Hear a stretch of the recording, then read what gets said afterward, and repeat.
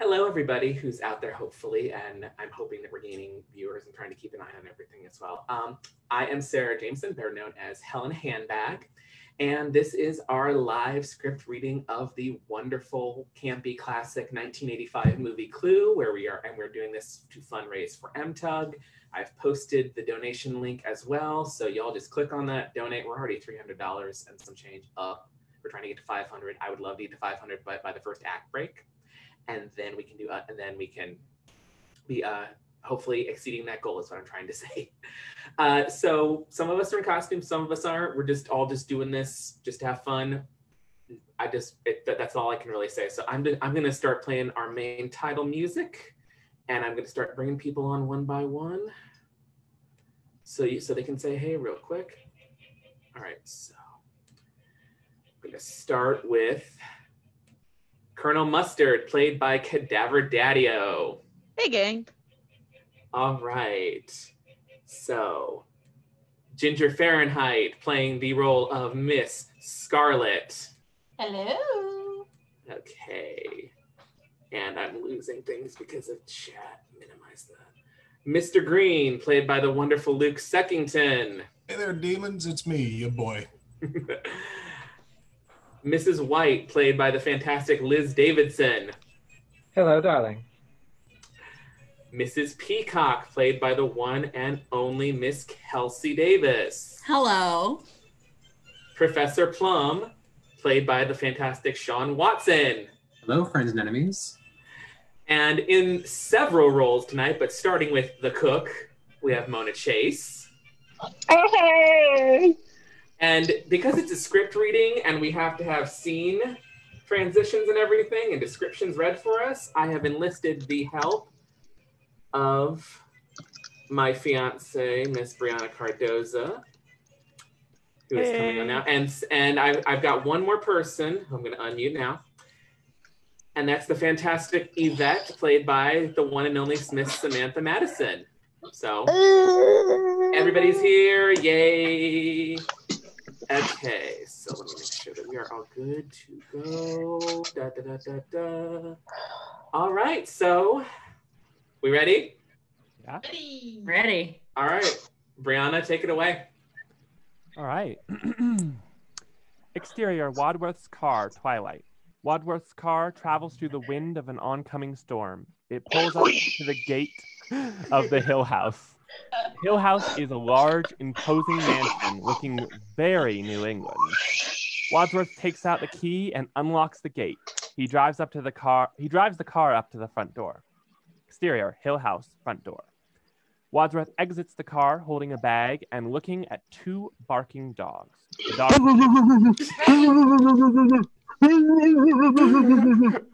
The dogs approach Wadsworth, then jump.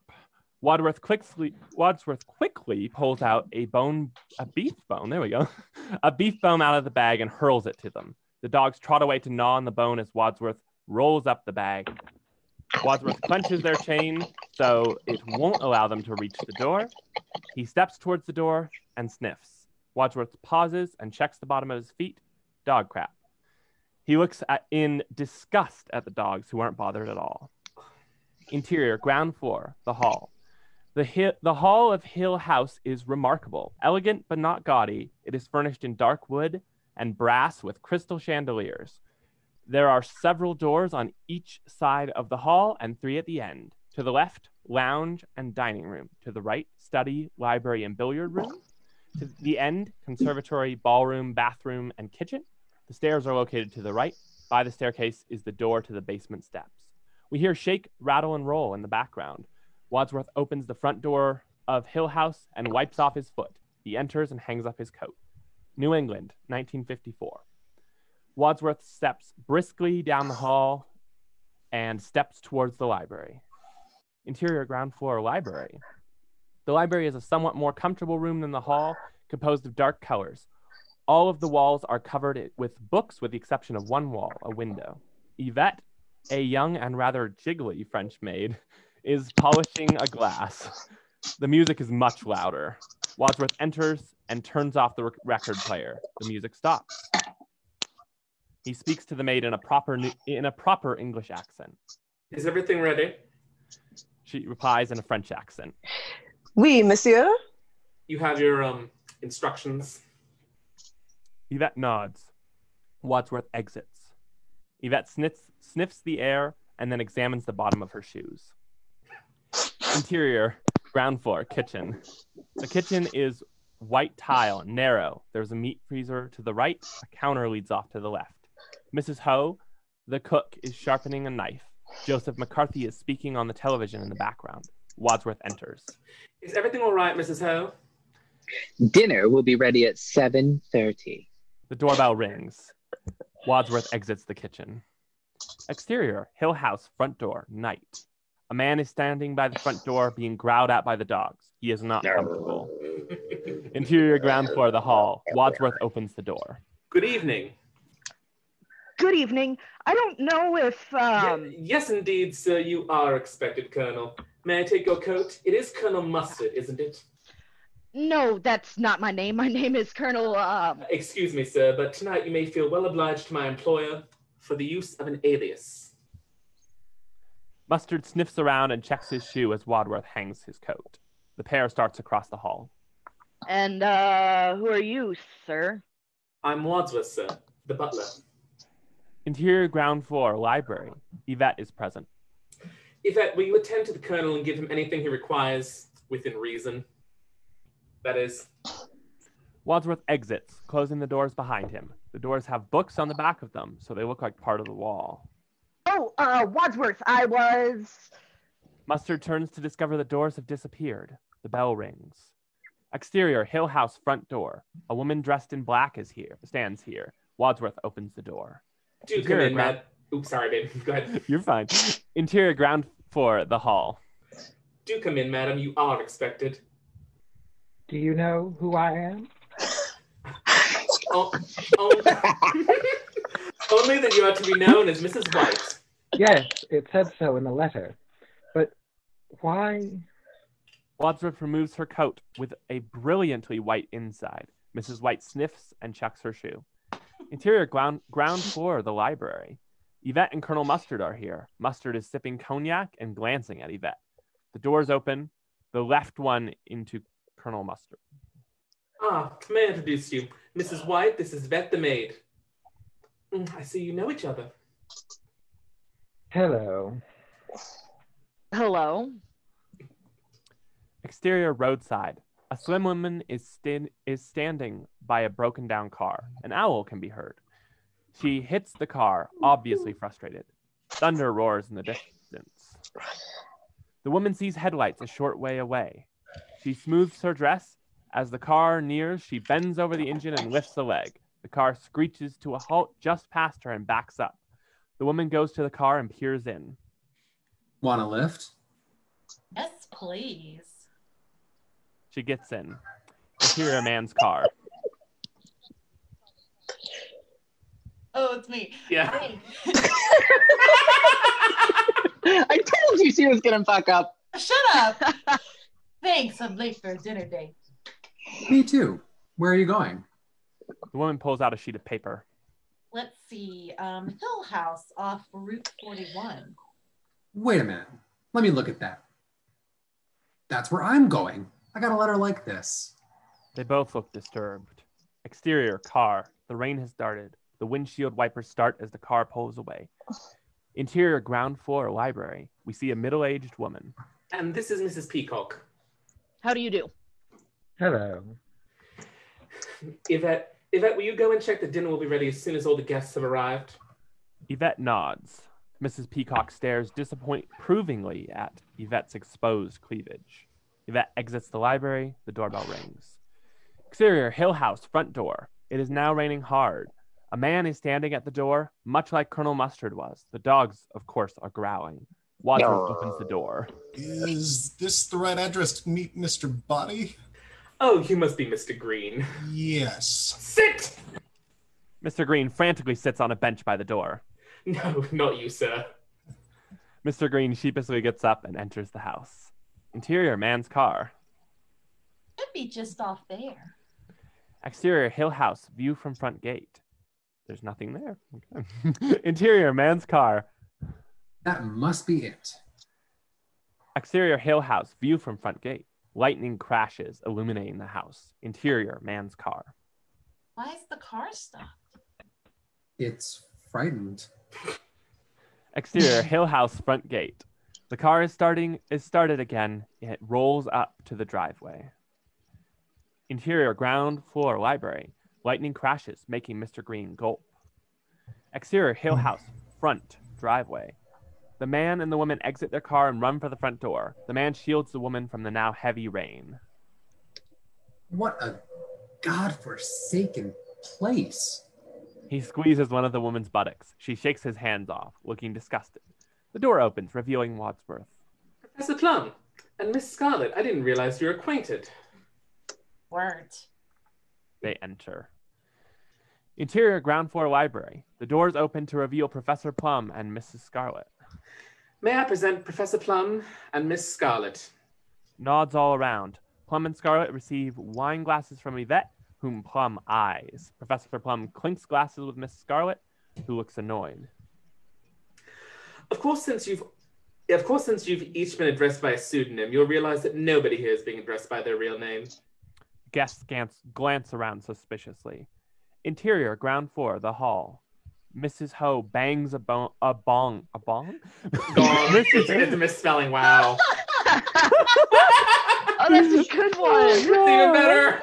I'm here for that. God. Mrs. Ho bangs a gong once, fiercely. Interior library. The gong is heard a second time. Mr. Green jumps at the sound, dumping his champagne on Mr. Peacock. Mrs. Peacock. These spelling errors. Wow. I'm seeing them as I'm going. So. Mm-hmm. Oh, you're good. Me too. Dinner. Sorry, I'm a little accident prone. Interior, ground floor, the hall. The guests cross to the dining room. Interior, ground floor, dining room. The dining room is elegant, in similar decor to the hall, but it is somewhat more comfortable. However, the room is still small. At one end, there is a door and a metal partition, both leading to the kitchen. The guests file in. You'll find your names beside your places. Please be seated. The guests, except for Colonel Mustard, find their places and sit. Wadsworth sets Miss Scarlet's drink on the table to her pleasure. Is this place for you? Oh, no, indeed, sir. I'm merely a humble butler. And what exactly do you do? I buttle, sir. Which means what? The butler is head of the kitchen and dining room. I keep everything tidy. That's all. Well, what's this all about, butler? This dinner party? Ours is not to reason why. Ours is but to do and die. Die? Merely quoting, sir, from Alfred Lord Tennyson. I would prefer Kipling myself. The female of the species is more deadly than the male. You like Kipling, Miss Scarlet? Sure, I'll eat anything. Yvette enters carrying a tray. Shark's fin soup, madame. So is this for our host? No, sir, for the seventh guest, Mr. Body. I thought Mr. Body was our host. The guests all concur. So who is our host, Mr. Wadsworth? Well, I want to start while it's hot. Oh, now shouldn't we wait for the other guest? I will keep something warm, plain. What did you have in mind, dear? Silence. Professor Plum slurps soup from his spoon. Mrs. White disapproves and then does the same. Mustard, Scarlet, and Green stare at them, spoons poised near mouths. They do it again. Silence. Well, someone's got to break the ice, and it might as well be me. I mean, I'm used to being a hostess. It's part of my husband's work, and it's always difficult when a group of new friends meet together for the first time to get acquainted. So I'm perfectly prepared to start the ball rolling. I mean, I have absolutely no idea what we're doing here, what I'm doing here, or what this place is about, but I am determined to enjoy myself, and I'm very intrigued. And oh my, this soup's delicious, isn't it? Everyone sits, bewildered. You say you are used to being a hostess as part of your husband's work. Yes, it's an integral part of your life when you're the wife of a... Oh, but then I forgot we're not supposed to say who we really are. Though heavens to Betsy, I don't know why. Don't you? I know who you are. Aren't you going to tell us? How do you know who I am? I work in Washington too. So you're a politician's wife? Yes, I am. Well, come on then. Who's your husband? Suddenly, Wadsworth opens the door from the kitchen. So, what does your husband do? Nothing. Nothing? Well, he just lies around on his back all day. Like hard work to me. Yvette in the kitchen opens the partition suddenly. The noise coincides with a crash of thunder. Mr. Green, jumpy as ever, spills his drink again, this time on Miss Scarlet. I'm sorry. I'm afraid I'm a little accident prone. He starts to wipe off her upper chest. Hey, watch it. He stops. Yvette starts serving food. Yvette starts serving food. Oh, hold on, she's muted. Hold on. Oh, Excusez-moi. There we go. The guests start eating. This is one of my favorite recipes. I know, madam. So, what do you do in Washington, Mr. Green? No. Come on, what do you do? I mean, how are we to get acquainted if we don't say anything about ourselves? Perhaps he doesn't want to get acquainted with you. Well, I'm sure I don't know, but if I wasn't trying to keep the conversation going, then we would just be sitting here in an embarrassed silence. Are you afraid of silence, Miss Peacock? Yes! What? No. Why? Oh, it just seems to me that you seem to suffer from what we call pressure of speech. Who's we? Are you a shrink? I do know a little about the psychological sciences, yes. Are you a doctor? I am, but I don't practice. Practice makes perfect. I think most men need a little practice, don't you, Mrs. Peacock? So, what do you do, Professor? I work for UNO, the United Nations organization. Another politician. Jesus. No. I work for a branch of the UNO, the WHO, the World Health Organization. Well, what is your special area of concern? Family planning. What about you, Colonel? Are you a real colonel? I am, sir. You're not going to mention the coincidence that you also live in Washington, D.C.? How did you know that? Have we met before? I've certainly seen you before, although you may not have seen me. So, Miss Scarlet, does this mean that you live in Washington too? Sure do. Does anyone here not live in Washington, D.C.?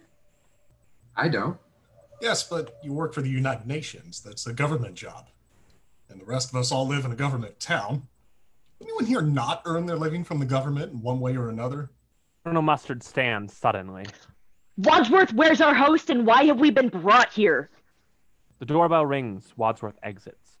We hear the door opening and Wadsworth speaks. Ah, good evening. You are eagerly awaited. You're locking me in? I'll take the key. Over my dead body, sir. May I take your bag? No, I'll leave it here till I need it. It contains evidence, I presume? Surprises, my friend. That's what it contains. Surprises. Wadsworth enters the dining room, followed by the man. Ladies and gentlemen, may I present Mr. Body? What are they all doing here? Eating dinner. Do sit down, Mr. Body. Thanks. Yvette starts to serve him. No, you can take that away, honey. Miss Peacock Look. hits the table. Look, I demand to know what's going on. Now, why have we all been dragged up to this horrible place? Well, I believe we all received a letter.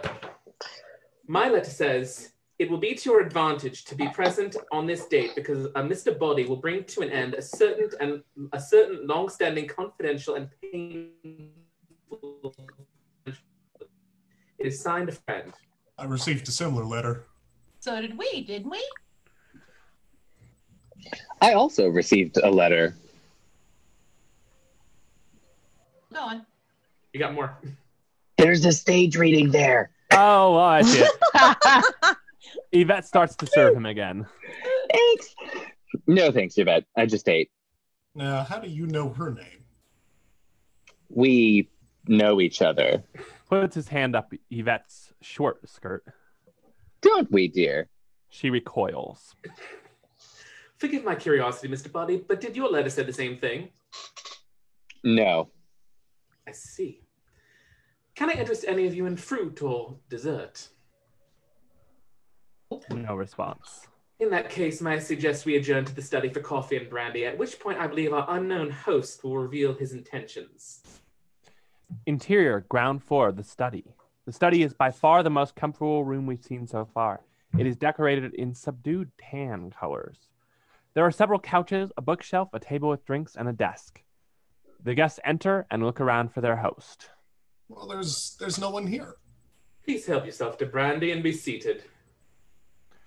Wadsworth goes to the desk and takes out a manila envelope. It reads, "For Wadsworth, open after dinner." Mind if I smoke? Professor Plum, seated next to Miss Scarlet, lights her cigarette. Wadsworth opens the envelope. He peruses the contents. Ladies and gentlemen, I'm instructed to tell you all what you all have in common with each other. Unless you would care to do the honors, Mr. Body? Why me? They knew who I am? I don't think so. You've never identified yourself to them, I believe. Mr. Body stands suddenly. It's a hoax. I suggest we all leave. He takes off out the study door. I'm sorry, sir. You cannot leave this house. Interior, ground floor, the hall. Mr. Body goes to the front door. Wadsworth follows and is greeted by the other followed by the other guests. No? Who's going to stop me? There's no way out. Mr. Body tries the front door. It's locked. All the windows have bars. All the doors are locked. This is an outrage. You can't hold us prisoner. The guests in confusion agree. Yeah! Oh, God. Damn it. I lost my place. Hold on. It just decided to read. We're all angrily agreeing. There we go. Ladies and gentlemen, concur. Please return to the study. Everything will be explained. The guests file unhappily back into the study. Mr. Body walks past Wadsworth toward the rear of the hall. You too, Mr. Body. Body starts running. Other way. He pursues Mr. Body. Interior, ground floor conservatory. The conservatory is humid with plants all around. 3 of the walls are brick, the 4th is glass, leading to the outside. The rain can be heard and seen against the glass. Mr. Body runs in, he picks up a brick and prepares to throw it through the glass. Wadsworth enters. You can't get out that way. Why not? It's only glass. Suddenly, a vicious Doberman jumps at the glass, barking and snarling. Body drops the brick. Interior, ground floor, the study. The guests are already present. Wadsworth and Mr. Body enter. Wadsworth takes up his envelope again. Ladies and gentlemen, you all have one thing in common. You're all being blackmailed. For some considerable time, all of you have been paying what you can afford, and in some cases more than you can afford it to someone who threatens to expose you, and none of you know who's blackmailing you, do you? Please, I've never heard anything so ridiculous. I mean, nobody could blackmail me. My life is an open book. I've never done anything wrong. Anybody else wish to deny it? Nope.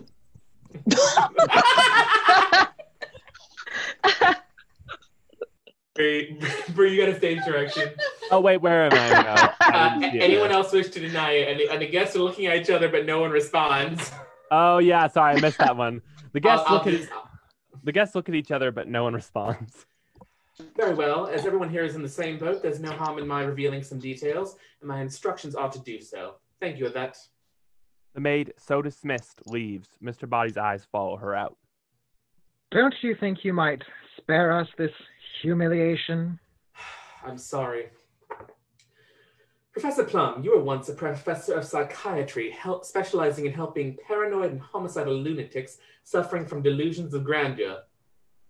Yes, but now I work for the United Nations. So you work...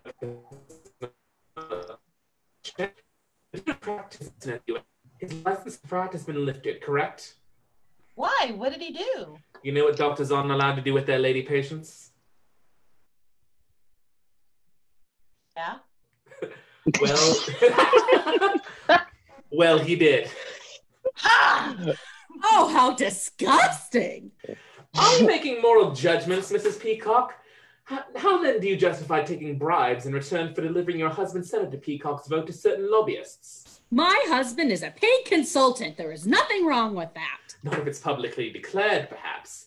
But if the payment is delivered by slipping used greenbacks in plain envelopes under the door of the men's room, how would you describe that transaction? I'd say it stinks. Well, how would you know? When were you in that men's room? So it's true. No, it's a vicious lie. I'm sure we're all glad to hear that. But you've been paying blackmail for over a year now to keep that story out of the papers. Well, I am willing to believe you. I, too, am being blackmailed for something I didn't do. Me too. And me. Not me. You're not being blackmailed? Oh, I'm being blackmailed, all right, but I did what I'm being blackmailed for. What did you do? Well, to be perfectly frank, I run a specialized hotel and telephone service which provides gentlemen with the company of a young lady for a short while. Oh, yeah? What's the phone number? Mrs. Scarlet rolls her eyes. So, how did you know Colonel Mustard works in Washington? Is he one of your clients? Certainly not. I was asking Miss Scarlet. Well, you tell him it's not true. It's not true. Is that true? No, it's not true. So it is true. A double negative. Double negative? You mean you have photographs? That sounds like a confession to me. In fact, the double negative has led to proof positive. I'm afraid you gave yourself away. Are you trying to make me look stupid in front of the other guests? You don't need any help from me, sir. That's right. Mustard realizes what he's just said. But seriously, I don't see what's so clear about Colonel Mustard visiting a house of ill fame. Most soldiers do, don't they? Oh, please. He holds a sensitive security post in the Pentagon. And Colonel, you'd have a very expensive car for someone who lives on a colonel's pay. I came into money during the war when I lost my mommy and daddy. Wadsworth is puzzled, but soon recovers. Mrs. White, you've been paying our friend the blackmailer ever since your husband died under, shall we say, mysterious circumstances? Why is that funny? I see. That's why he was lying on his back in his coffin. I didn't kill him. Then why are you paying the blackmailer? I don't want a scandal, do I? We had a very humiliating public confrontation. He was deranged, lunatic.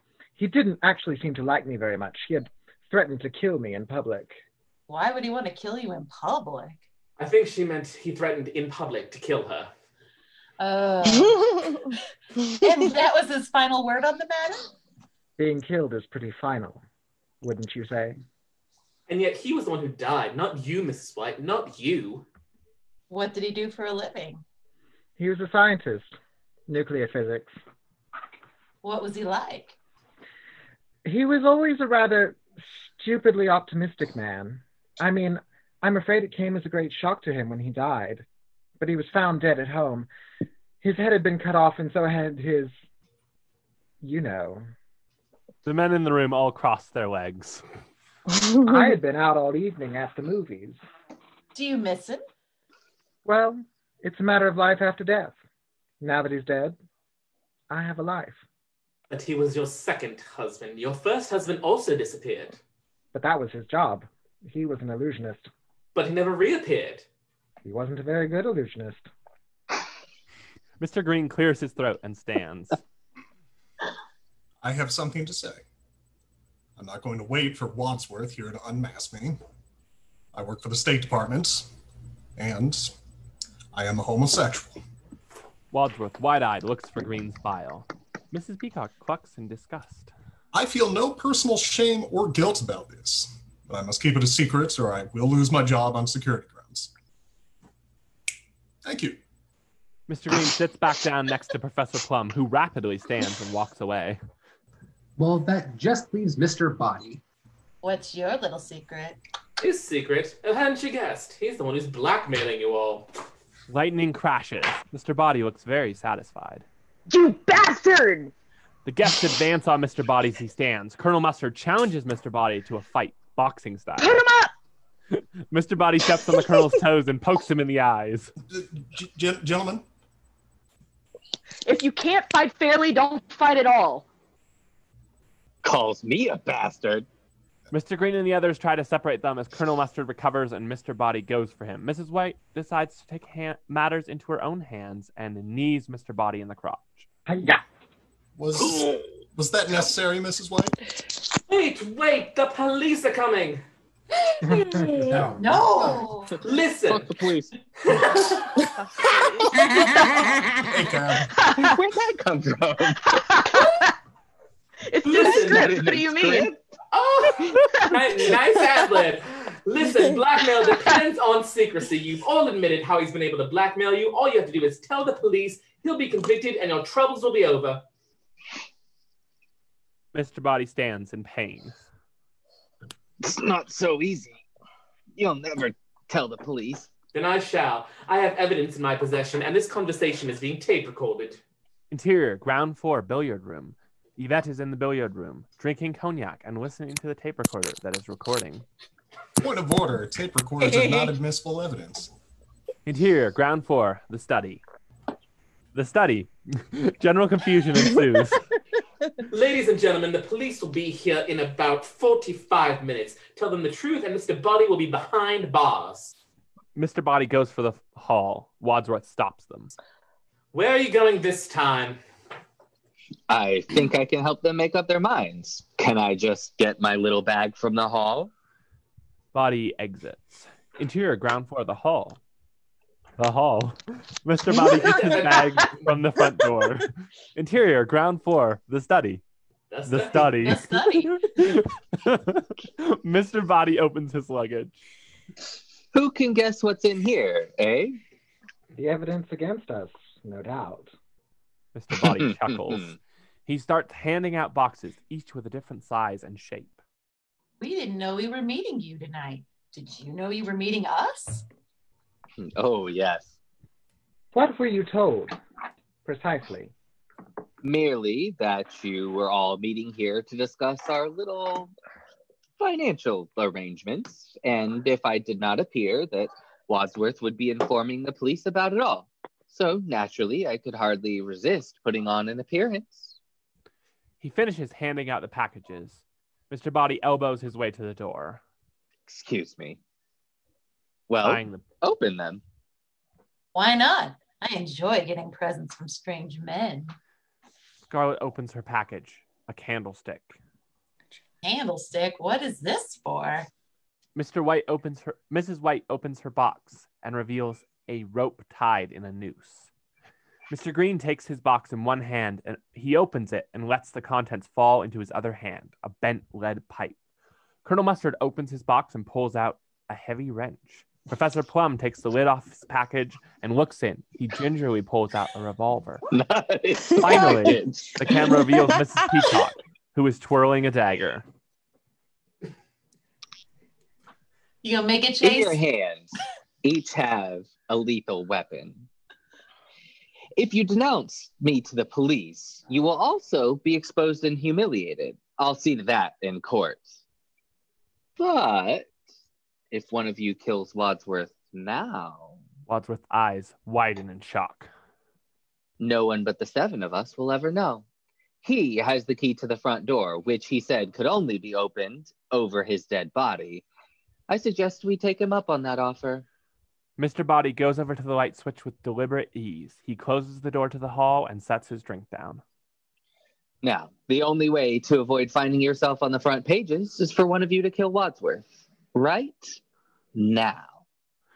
He turns the lights off. We hear noises. Someone inhales raspily. A gunshot.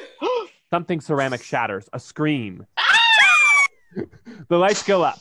Mrs. Peacock, who turned on the light, drops the dagger in shock. Mr. Body is lying prone on the floor. It's not Wadsworth.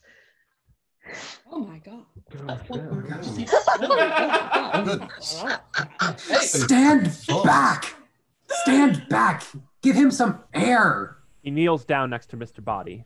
Let me see. He checks Mr. Body for signs of life. He's dead. Who had the gun? Dead. I did.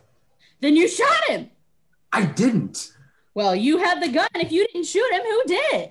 Mr. Body is turned over. Nobody. Look, there's no gunshot wound. Someone tried to grab the gun from me in the dark and the gun went off. Look, the bullet broke the vase on the mantel. Everyone rushes for the mantle simultaneously, causing confusion. He's absolutely right. Look, there's a bullet hole here in the wall. See that? Mr. Green grabs Professor Plum by the lapels. How did he die? I don't know. He shoves him away. I'm not a forensic expert. Well, one of us must have killed him. Well, I didn't do it. I need a drink. She goes to the door and gets Mr. Body's cognac. She sips. Maybe he was poisoned. Mr. Peacock drops the glass in revulsion and starts to scream. She won't stop. Mr. Green takes her to the sofa, offering words of comfort. Come on. She sits but won't stop screaming. Mr. Green slaps her. I had to stop her from screaming. Was the brandy poisoned? I don't know. Scarlet picks up the glass. All the cognac has spilled out. Like we'll never know. Unless she dies too. They all rush over to scrutinize Mrs. Peacock. A scream erupts from the other room. Guests gasp. They run from the study into the hall. Interior, ground floor, the hall. The guests run to the door of the billiard room. Mr. Green tries it. It's locked. Open up! It must be the murderer. Why would he scream? He must have a victim in there. Oh my God, Yvette! Oh my God! The door is open. Interior, ground floor, billiard room. The guests pour in. You're alive. No thanks to you. What do you mean? You locked me up as a murderer, you idiot. So the murder is in this room. Marie. Where? Where? Here. Mr. Green looks behind the door. We're all looking at him. Or else, it's what Mrs. White said in this study. One of you is the killer. How did you know we said that? I was listening. But why were you screaming in here all by yourself? Because I'm frightened. Me too. I also drink the cognac. Mon Dieu. I can't stay in here by myself. Miss Scarlet and Colonel Mustard go to Yvette. Come back to the study with us. With the murderer? Colonel Mustard shakes his wrench. There is safety in numbers, my dear. The guests leave the room. After they are gone, Wadsworth takes the tape off the spools. Interior, ground floor, the study. Is there no indication of how he died? No. This is terrible. This is absolutely terrible. It's not what I intended. Oh my God. Not what you intended? So you're not the butler. I'm not the butler, but I am a butler. In fact, I was his butler. So if he told you to invite all of us to his house, why did he arrive late? I invited you. In fact, I wrote the letters. It was all my idea. Wait a minute.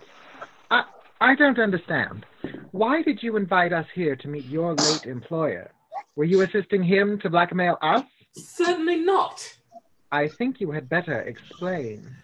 Please sit down, everyone. Everyone sits but Mr. Green. He searches for a spot, but no one gives it to him. He ends up leaning against a serving table. When I said that I was Mr. Body's butler, this was both true and misleading. I was once his butler, but it was not his untimely death this evening that brought my employment with him to an end. When did it come to an end?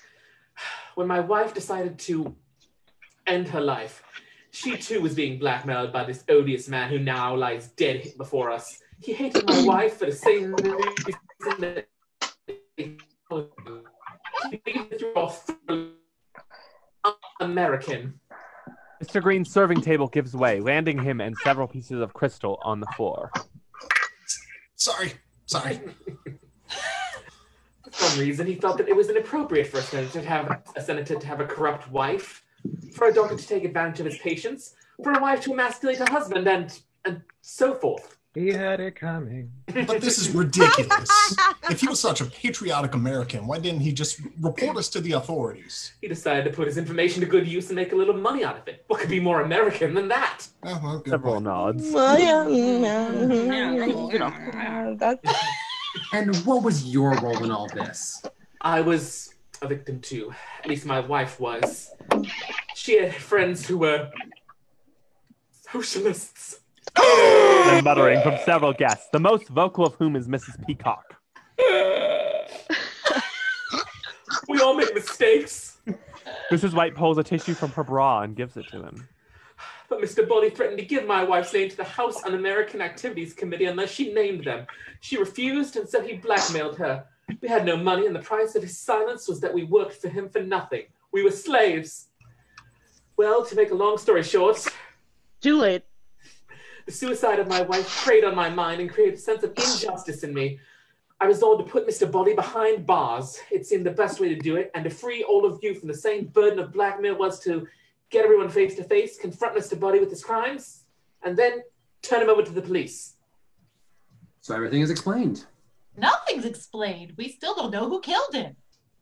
Well, the point is we've got to find out in the next 39 minutes before the police arrive. My God, we can't have them here now. But how can we possibly find out which of you did it?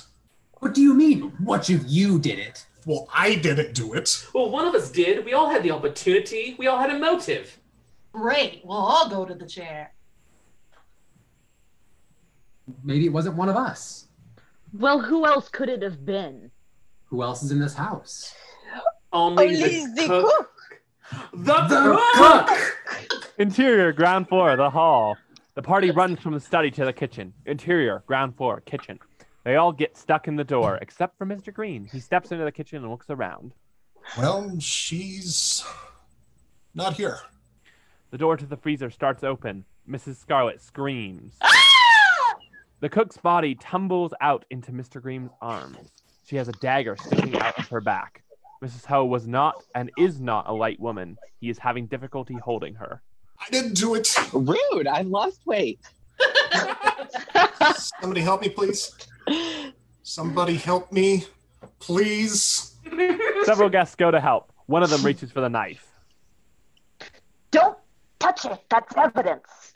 Not for us. We have to find out who did this. We can't take fingerprints. I think you'd better explain yourself, Wadsworth. Me? Why me? Who would want to kill the cook? There wasn't that bad. How can you make jokes at a time like this?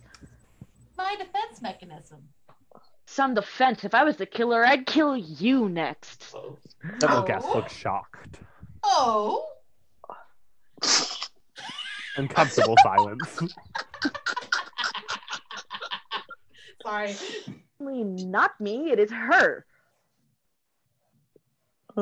He points at Mrs. White. I've admitted nothing. Well, you paid the blackmail. How many husbands have you had? Mine or other women's? Yours? 5. 5. Yes, just the 5. Husbands should be like Kleenex. Soft, strong, and disposable. You lure them into their deaths like a spider with flies. Flies are where men are most vulnerable. Right! Again, he realizes what he just said. Well, if it wasn't you, then who was it? Who had the dagger anyway? It was you, Miss Peacock, wasn't it? Yes, but I put it down. Where? In the study. When? I don't know. Before I fainted? After I fainted? I don't know. But any of you could have picked it up. Look, I suggest we take the cook's body into the study. Why? I'm the butler. I like to keep the kitchen tidy. Interior, ground floor, the study. The camera faces the door that leads from the study to the hall. The men are carrying the cook's body into the study, effectively blocking off the women's view. Mr. Plum drops Mrs. Ho and points. Look! What? The body's gone! Mrs. What Ho are is you- dropped. What? What are you all staring at? Nothing. Well, who's there? Nobody. Nobody. No body. That's what we mean. Mr. Body's body. It's gone. Maybe he wasn't dead. He was. You should have made sure. How? By cutting his head off, I suppose. That wasn't called for. Where is he? We better look for him. They look around. Well, he couldn't have been dead. He was. At least I thought he was. But what difference does it make now? It makes quite a difference to him. Maybe there is life after death. Life after death is as improbable as sex after marriage. Maybe Mr. Body killed the cook. Yes! Yes! How? Mr. Green is at a loss. Well, if you'll excuse me, I have to, is there a little girl's room? Oui, madame. No, I just want to powder my nose. Thank you. Yvette is bewildered. Mrs. Peacock steps over Mrs. Ho's corpse into the hall. Miss Scarlet, wandering around, picks up something. What's this, Wadsworth? I'm afraid those are the negatives to which Colonel Mustard earlier referred. Mr. Mustard Oh my goes for God. them. Were you planning? Oh my God. Were you planning to blackmail him, Wad? I can't read, Mr. Wadsworth.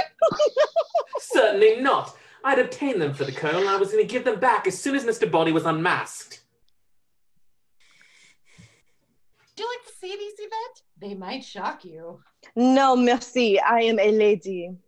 Oh, how would you know what kind of pictures these are if you're such a lady?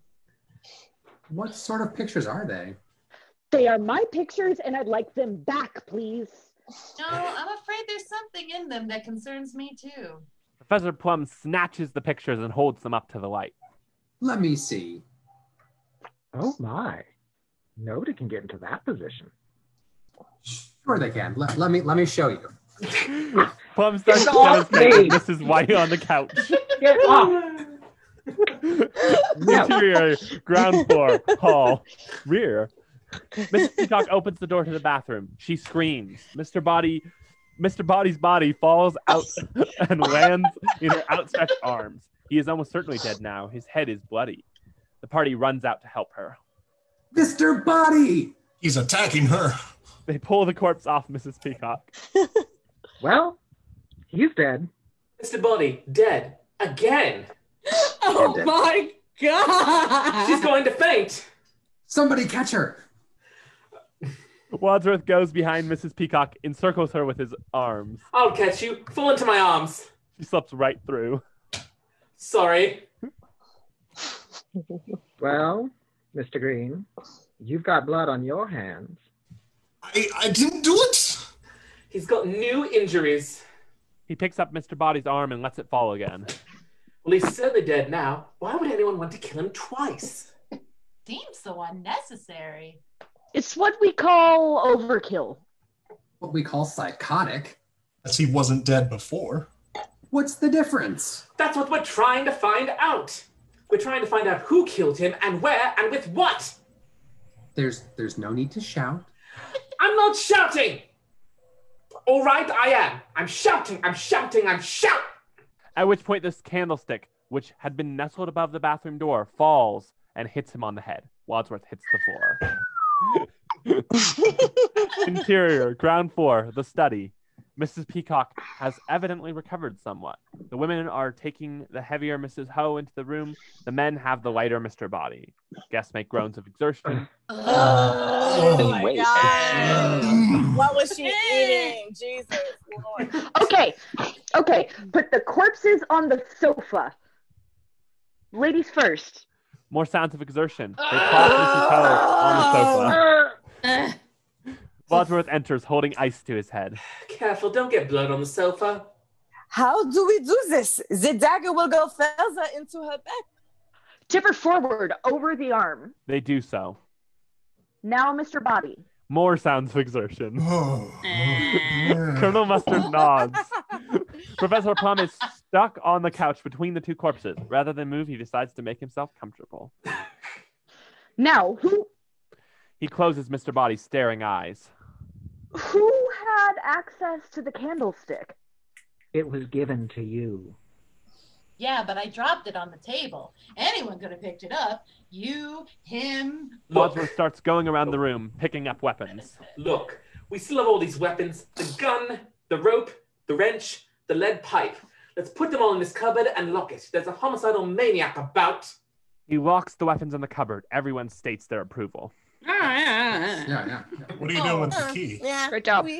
Putting it in my pocket. Why? Well, to keep it safe, obviously. That means that you can open it whenever you want. But it also means you can't. But what if you're the murderer? I'm not. But what if you are? Well, it's got to be put somewhere. If I've got it, I know I'm safe. But we don't know that we are. I've got an idea. We'll throw it away. Yes. Agrees. Interior, ground floor, the hall, foyer. 30. Ooh. Wadsworth opens the door and prepares to throw the key out. Waiting outside the door is a man who ducks, thinking Wadsworth is about to hit him. The butler quickly recovers and pockets the key. The rest of the party runs up behind him. Sorry. Can we help? I'm sorry. I didn't mean to disturb the whole household, but my cards broke down out here. Just wondering if I could use your phone. Just a moment, please. The party huddles together and discusses it. The motorist looks rather confused. Melon cantaloupe. Time. Group turns to the motorist. Watermelon. Very well, sir. Would you care to come in?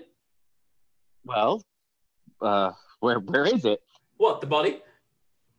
The phone. Wait, what body? Well, there's nobody. There's nobody. There's nobody in the study. No. No.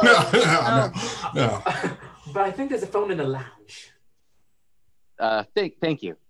Interior, ground floor, the lounge. Wadsworth leads the motorist inside and indicates the phone. Oh, that's me, shit. That's not the line. Yeah, when you finish your some more wine. When you finish your call, perhaps you'd be good enough to wait here. Not a question. Certainly. Wadsworth exits the lounge. Interior, ground floor, the hall. Wadsworth closes the door to the lounge and locks it. Colonel Mustard comes up right behind him and puts his hand on his shoulder. Wadsworth yells in fright. Oh! Where's the key? In my pocket. Not that key. The key to the cupboard with the weapons. Do you still wish me to throw it away? Yes! Exterior, Hill House, front. Wadsworth takes the key from his pocket and throws it. We see it land on the cement and bounce into the foliage. Interior, ground floor, the hall. Wadsworth closes the door. Well, what now? Wadsworth, let me out. No. Why not? We've got to know who did it. We're all in this together now. If you leave, I'll say you killed them both. Yeah. Mrs. White rubs against Wadsworth. Oh, Wadsworth, I'll make you sorry you ever started this. One day, when we're alone together. Mrs. White, no man in his right mind would be alone together with you. Well, I could use a drink. It's Miller time. Oh, God. Colonel Mustard goes to the study and looks in. Just checking. Everything all right? Yep. 2 corpses. Everything's fine. Interior, ground floor, library. Colonel Mustard is pouring himself a tall glass of whiskey. Anyone else want a whiskey? Yeah. Colonel Mustard fills 3 other glasses at once, spilling the drink all over the table. Shot. All right, look. Pay attention, everybody. Wadsworth, am I right in thinking there is nobody else in the house? No. Then there is somebody else in this house. No, sorry. I said no meaning yes. No meaning yes. Look, I want a straight answer. Is there Nothing straight somebody else, or isn't there? Yes or no? No. No, there is, or no, there isn't. Yes. Mrs. White breaks her glass against the fireplace. Please! Don't you think we should get that man out of the house before he finds out what's been going on here? She tosses the remains of her glass into the air. It shatters on the hearth. Yeah! How can we throw him outside in this weather? If we let him stay in the house, he may get suspicious. If we throw him out, he may get even more suspicious. If I were him, I'd be suspicious already. Oh, hours. That guy doesn't matter. Let him stay locked up for another half an hour. The police will be here by then, and there are 2 dead bodies in the state.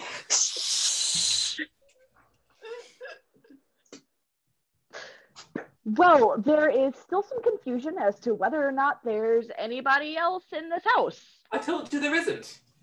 There isn't any confusion, or there isn't anybody else. Either. Or both. Just give me a clear answer. Certainly.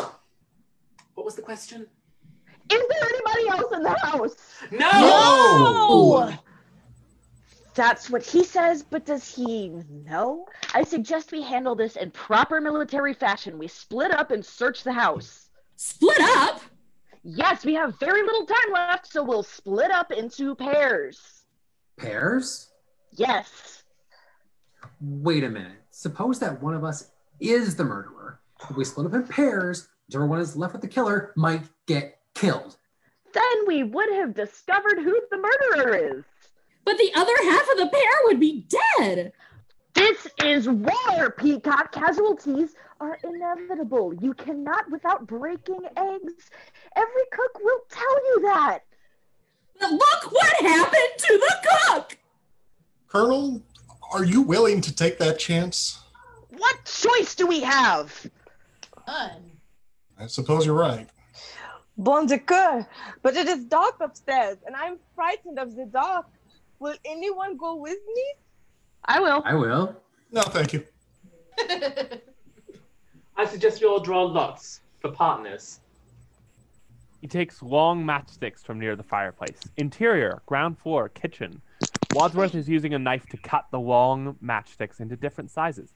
He prepares them in his hands so the match's lengths cannot be seen. Ready? The 2 shortest together, the next 2 shortest together. Agreed? And I suggest the 2 shortest search the cellar and so on up. The guests approach the butler. Colonel Mustard picks a matchstick. It's relatively short. Mrs. Peacock picks hers. Mustard and Peacock compare. His is longer. Miss Scarlet picks up her matchstick with a jerk. Mr. Green reaches over Miss Scarlet's shoulder and gets his matchstick. It's one of the uncut sticks. Colonel Mustard and Mr. Green compare. It's not even close. Yvette selects her stick. It's another long one. Colonel Mustard and Miss Scarlet compare. They get a match. They match, putting them together on the ground floor. Miss Scarlet looks disgusted. Mrs. White selects hers. In the background, the party tries to match sticks. Professor Plum picks his matchstick. Wadsworth takes what is left. Mrs. White steps up to Wadsworth and pairs his matchstick. They're going up to the 2nd floor. Professor Plum walks by Yvette and a distraught Mr. Green, who are going to the attic together. Plum matches cellar matchsticks with Mrs. Peacock. It's you and me, honey bunch. Oh, God.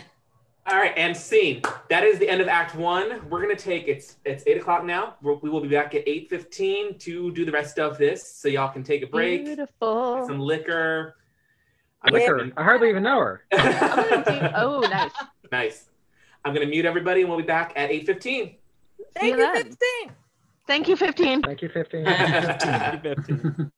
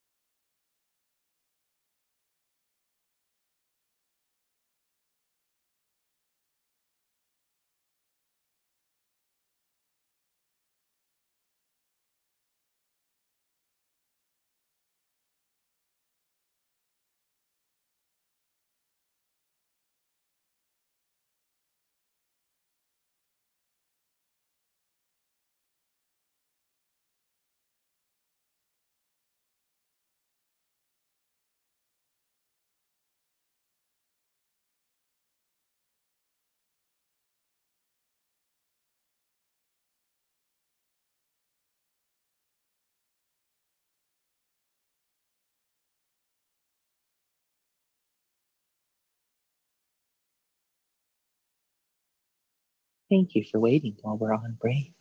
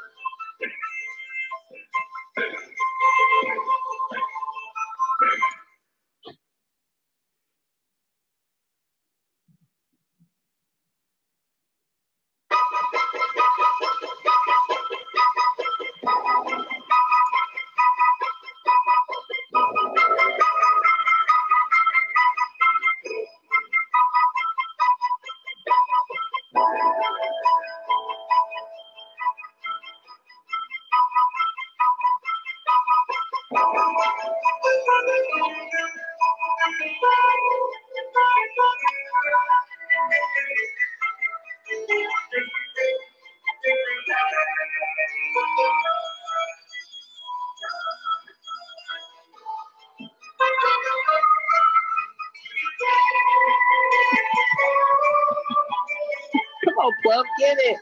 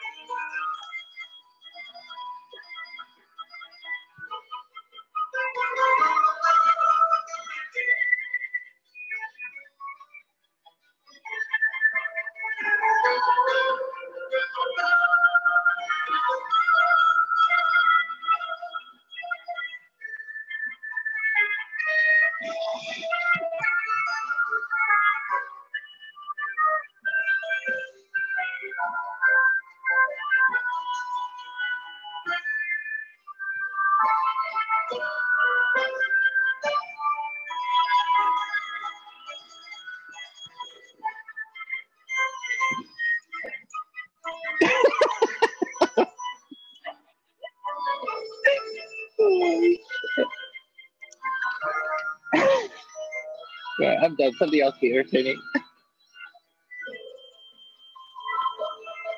You're still muted, Jinger. Well, then unmute yourself, you lazy tramp. Well, I'm unmuted. How? There you go. 5 minutes, y'all. Thank you, 5.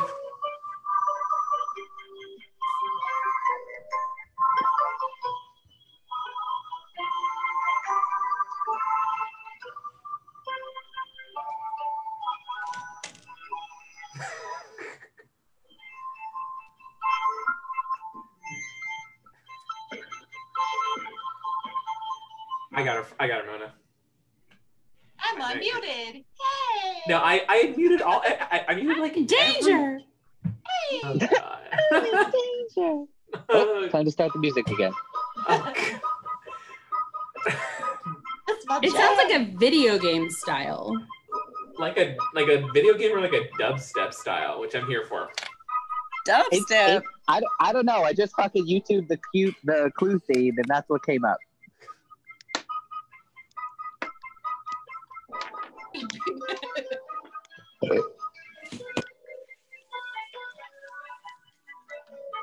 Okay.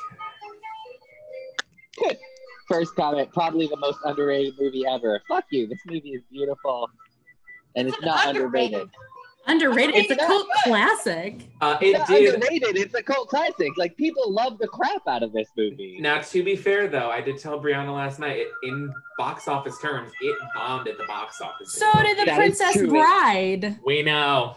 We know you're upset, Princess Bride. We know. You two know. I don't know any of these other people. We know. No, we know. We know. Ginger. We yeah, know. but did you know I'm obsessed with Princess Bride? We know. Ginger knows everything. She's omnipotent. Right.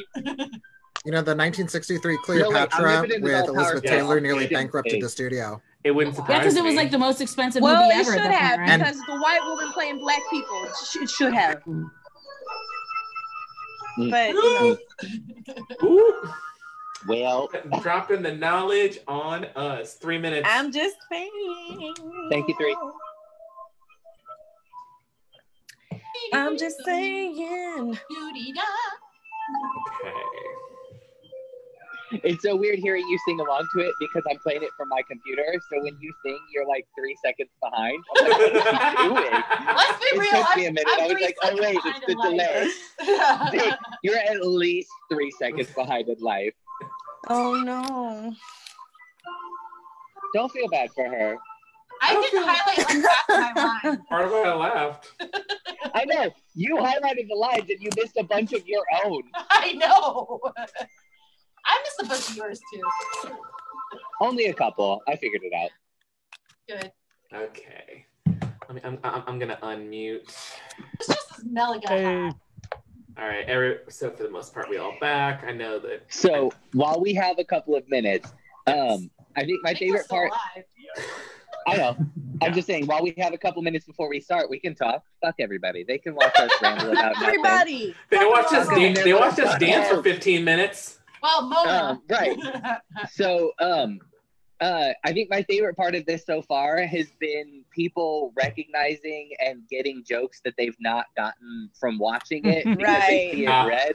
like the Yvette, Miss Peacock, you know, oh no, I just have to powder my nose line. I saw like 3 people, like on the video, I watched 3 people click like, oh shit, I finally got that joke. And it's one of my favorite jokes of the whole movie. Yeah.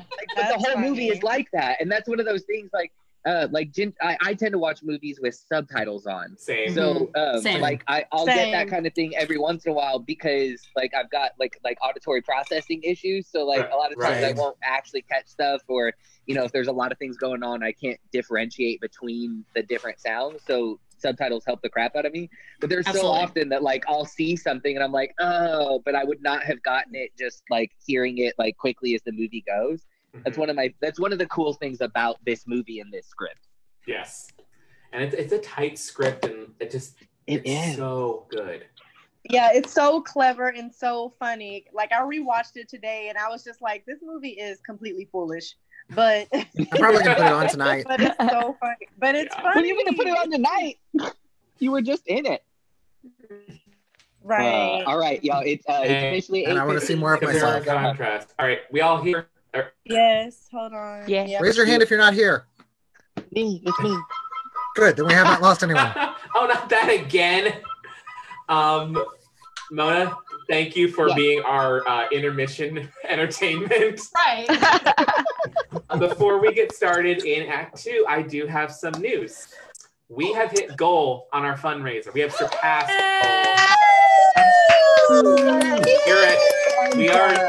We are currently at $515 for the Metro Trans Umbrella Group. So now you have set a precedent. So Yes. shall we ever do this again? Then Oh, the stakes gotta be higher. Oh, I'm glad you said that, Sam, because we are planning on another one. Our next one is going to be Clerks. Wow. Yeah. So that's all my announcements. Well, you said we found a few scripts, right? We found Dogma. I found Empire Records, which I would love to do. Wow. Yeah. If you're on the Facebooks, you should definitely comment on what we can try and hopefully find. And Yes, let's do that. We should have folks vote. Yes. Figure out which one we should do next. Sam, Yes, let's democratic system. Yes. Sam, I also found Devil Wears Prada, if you want to do that. Oh! I have the perfect white wig! I do have the perfect white wig for that. Devil Wears Prada would make me so happy. Yes. Oh my God. Okay, so before I groundbreaking. Yes. so before I don't know this. Florals. Spring. Groundbreaking. So before I hand things back over to our narrator, the fundraiser is still going. I will have hopefully an updated total. Keep giving y'all. I'll have an updated total for us at the end of this. Yes. Yay. So, glorious. I love it. And for those of you watching who may not know what Wow. is, Good one. Wow. Sorry. I had Taco Bell for dinner. I'm jealous. I'm probably going to get Taco Bell for dinner too. I'm going to go Just be get glad Taco it came out Bell. of the top Sorry. end. I'm just saying. No, you're good. Okay, so MTUG, for those who may not know what that is, it's the Metro Trans Umbrella Group. It's one of our biggest trans advocacy groups. I think it's our only trans advocacy group. Probably. It is not the only. Thank you. One of the biggest in the city of St. Louis. It helps with a lot. I mean, we're talking about food pantry. We're talking about transportation in terms of bus passes and everything. They are our support groups. There are therapist resources. There is pretty much everything that trans expansive folks could need assistance with. MTUG does that. I know Sayer was somewhere watching and listening, but they really do good work. I wanted to give them some love. Their window got busted this week. Mm-hmm.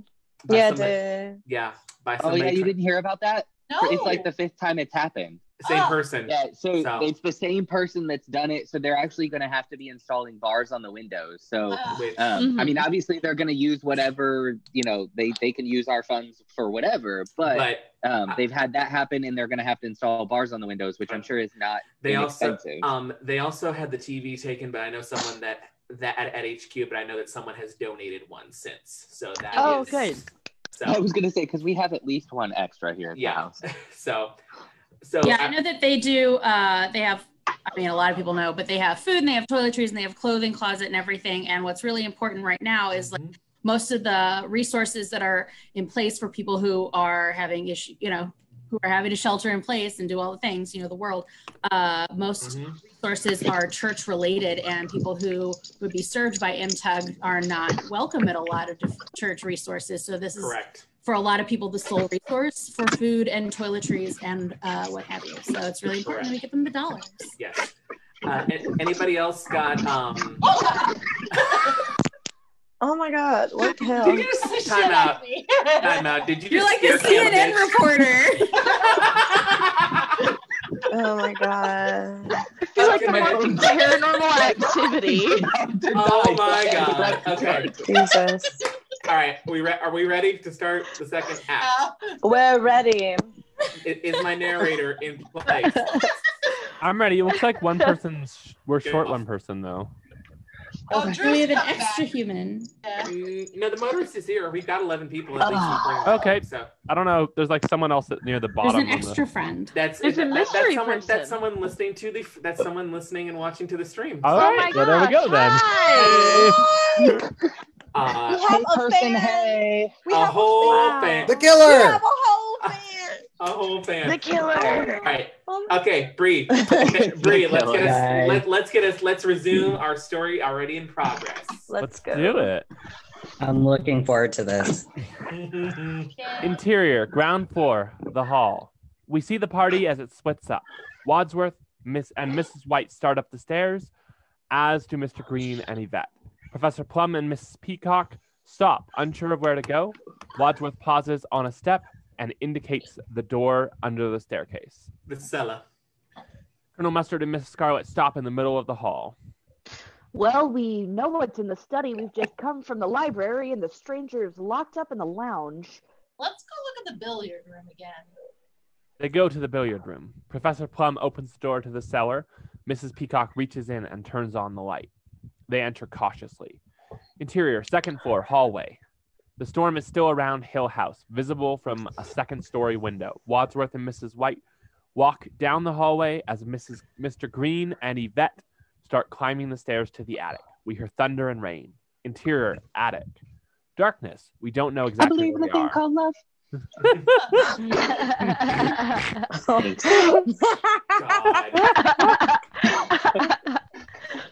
Oh God. Sorry. We don't know where we are. Updated soundtrack. Suddenly, a light turns on. We see Mr. Green and Yvette at the bottom of the attic stairway. Both of them are terrified of what may be above them. Silence. Do you want to go up in front of me? Absolutely no. I'm sure there's no one up there. Then you go in front. All right. Neither move. We hear nothing but the rain on the roof. Interior, stellar staircase, darkness.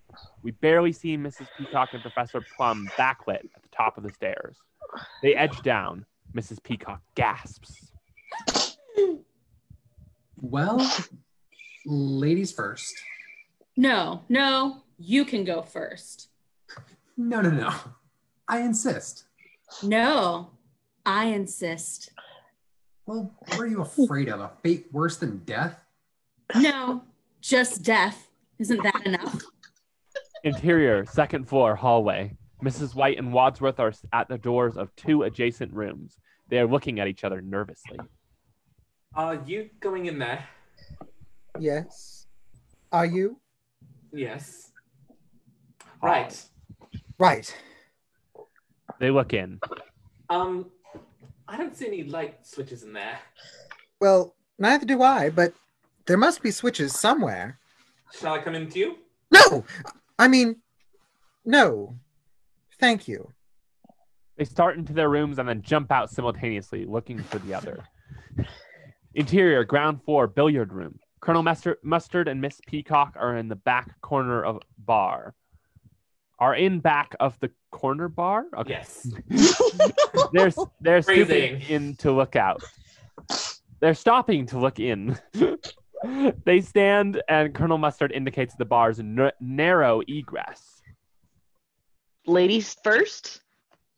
No thanks. She's not a lady. That's my sister. They both head for the exit. They have to squeeze through. It's a very tight fit. Colonel Mustard walks past Miss Scarlet, who is sure to keep him in sight. He grabs a pool cue from the wall. She gives a little gasp. Colonel Mustard walks over to the pool table and motions with the stick to look under it. They do. There's nothing there.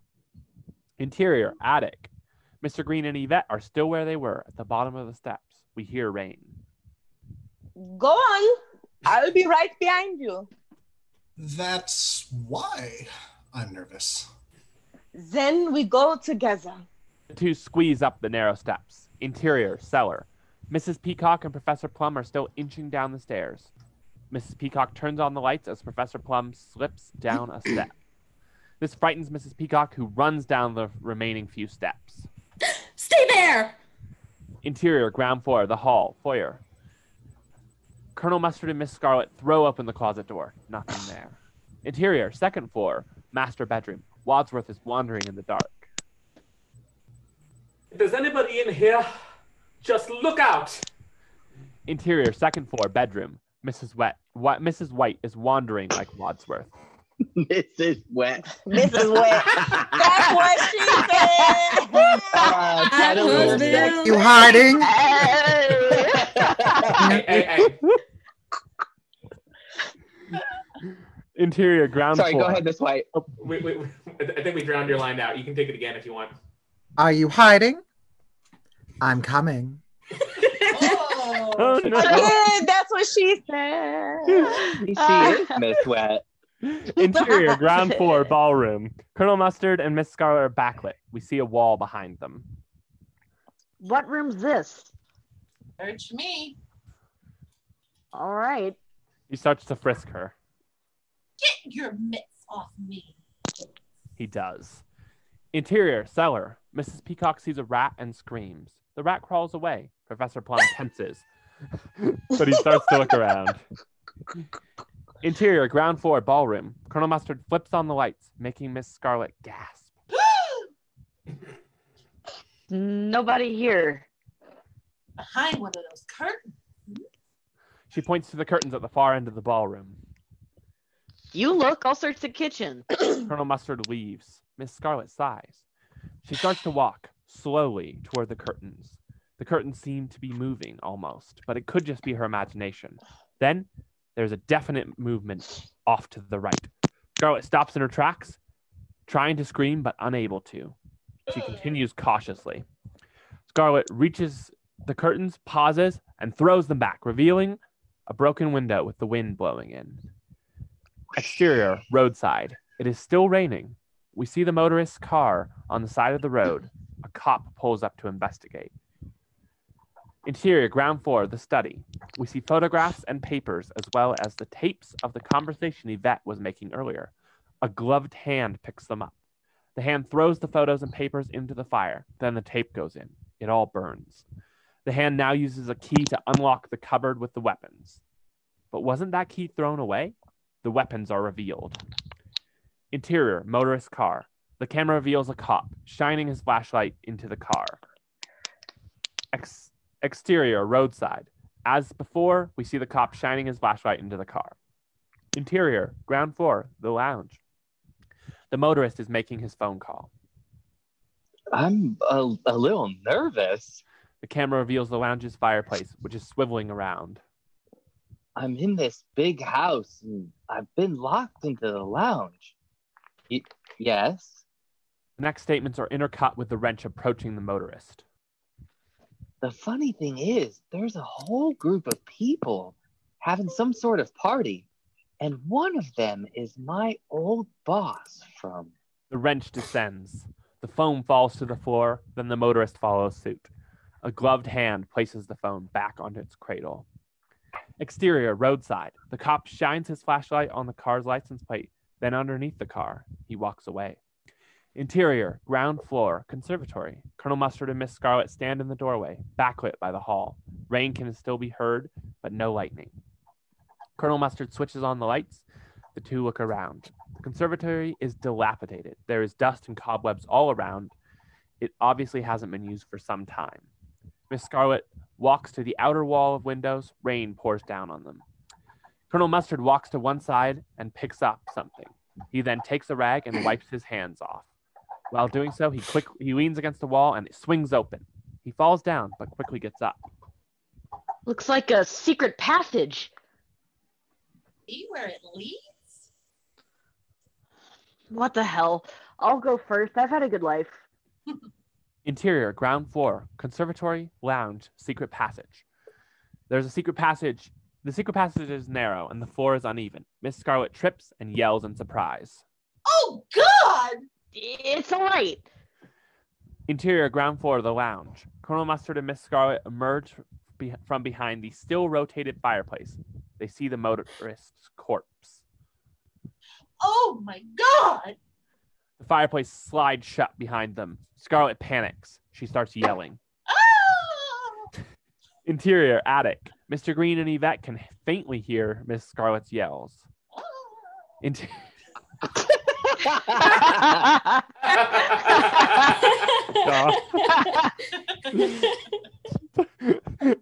Interior, ground floor, the lounge. Scarlet and Mustard run to the double doors. They're locked. Now they are both yelling. Interior, second floor, hallway. Wadsworth and Mrs. White run for the staircase. Interior, second floor, attic, staircase. Face. Mr. Green and Yvette run down from the attic. Interior, second floor, hallway. The four people collide and go sprawling. Oh, my leg! Interior, ground floor, the lounge. Miss Scarlet and Colonel Mustard are still banging at the door, screaming. Interior, second floor, the hall. The four upstairs untangle themselves. Wadsworth and Mr. Green run down the stairs, followed by Yvette and Mrs. White. Where's it coming from? Where are we going? They make it to the ground floor just as Professor Plum and Miss Peacock emerge from the cellar.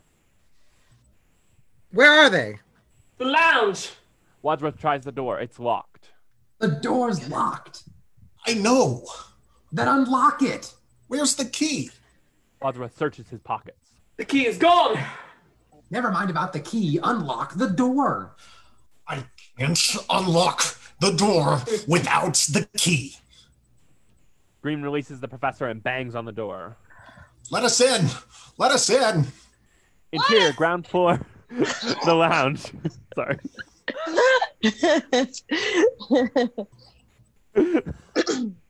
out! Let us out! Let us out! Interior, ground floor, the hall. It's no good. Stand back. He backs all the way up to cross the hall to the study door. There's no alternative. I'm just gonna have to break it down. The butler runs at full speed for the door. He hits it and falls to the floor, holding his shoulder. Yvette gets an idea. I know! I have it! Interior, ground floor, the lounge. The two in the lounge are still yelling. Interior, ground floor, the hall. Will you shut up? Interior, ground floor, the study. Yvette grabs the revolver from the open cupboard. We're doing our best. God. Interior, ground floor, the hall. Yvette runs out of the study and trips over the still sprawled Wadsworth. The shot goes wild, hitting the chandelier rope. Mr. Green and Professor Plum hit the deck. The chandelier starts spinning. I'm gonna swing from the chandelier. Sorry. God. 1, 2, 3, drink. Mrs. Peacock and Mrs. White run into each other. Interior, ground floor, the lounge. Mustard and Scarlet are crouched down. They're shooting at us! Interior, ground floor, the hall. Panic continues. The chandelier continues to spin, and the rope is fraying. Unbeknownst to the party, Yvette stands and aims at the lounge lock. Plum and Green, who had started to get up, hit the floor again. Yvette fires twice. Both shots hit the door lock. Interior, ground floor, lounge. Colonel Mustard turns away from the door, holding his shoulder. I've been shot! Interior, ground floor of the hall. Oh, that's you again. Mustard, you got another. shot Oh I've my been shot. god! No, it didn't copy and paste into my document. Someone Just say, cover me. I've been shot. It says I've been shot again. Shot! That's literally all it is. It's just another I've been shot. Come out! The door is open! She lowers the gun, so it's carelessly pointing in the direction of Professor Plum and Mr. Green. They scramble out of the way. The lounge door opens, and a miraculously unwounded Colonel Mustard and Miss Scarlet emerge. Why are you shooting that thing at us? To get you out! He shoves her. You know you could have killed us. I could have been killed. The chandelier is spinning even more quickly. The rope is almost completely frayed. I can't take any more scares. The rope snaps. The chandelier lands 3 feet in the back of Colonel Mustard. Mustard is in shock. He collapses onto a love seat. The phantom of the Save for me, my angel! Scarlet points into the lounge, almost hysterical. Scarlet. Wait, no, Peacock. No, it's you. Okay, No? we found him together. No, baby. No, Stay before put. that. Why do you suck so I bad? already did that. Nobody listened. Nobody could hear you. Oh, I didn't hear it. No, sorry. But look, There you go. There we The party go. runs Thanks, across the Friday, room, babe. crushing glass as they go. Which one of you did it? we found him together. How did you get in? The door was locked. It's a great trick. There's a secret passageway for the conservatory. Is that the same gun? From the cupboard? But it was locked. No, it was unlocked. Unlocked? But yes, see it for yourself. The party runs into the lounge. On the way, Yvette tosses a revolver under the broken chandelier. Interior, ground floor, the study. The guests pile in and see that the cupboard has indeed been opened. How did you know it was unlocked? How did you know that you could get at the gun? I didn't. I think I would break it open, but it was open already. A likely story. The doorbell rings. The guests freeze in place.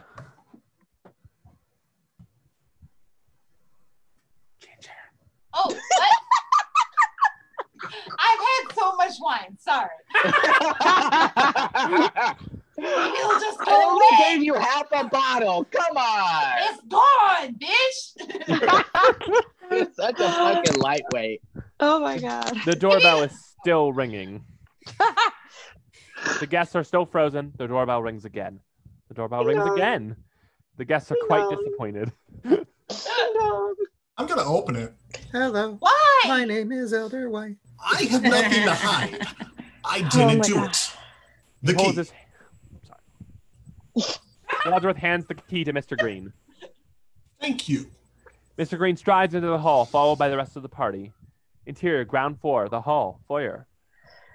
Mr. Green opens the door, revealing the cop. Book the police. Good evening, sir. The door closes in the cop's face. Correct answer.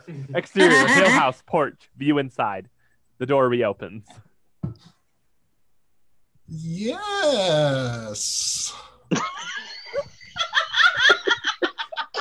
Sorry, I wasn't expecting that. Well played, sir. That's what she said. I found an abandoned car near the gate of this house. Did the driver come in here for any help by any chance? No, No, no, not at all. no. Not at all. Well, actually, yes. No. No. No. No. Well, there seems to be some sort of disagreement. No. No, nothing wrong here. No. Things fine. Yes. Can I come in and use your phone? Wadsworth steps to the front door. Of course you may, sir. You may use the one in the no. You could use the one in the no. Would you be kind enough to wait in the library? Sure. Interior, ground floor, the hall. The cop sees Yvette. Don't I know you from someplace? No. Is it because I'm black?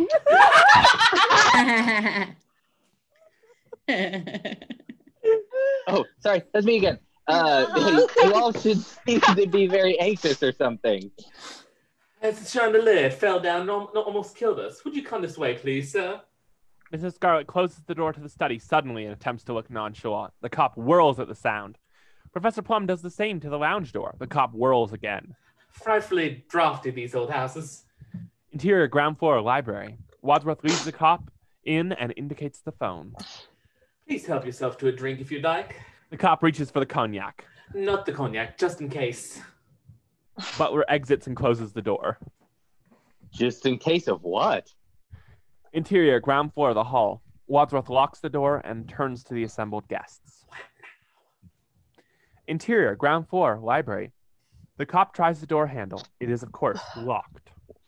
Interior ground floor the hall. We should have told him. Oh, very well for you to say that now. I said it then. Oh, shut up! Let's clean this up. Interior ground floor library. The cop pauses at the door, then walks over to the phone. He reaches for it, but it rings before he picks it up. He answers the phone. Hello?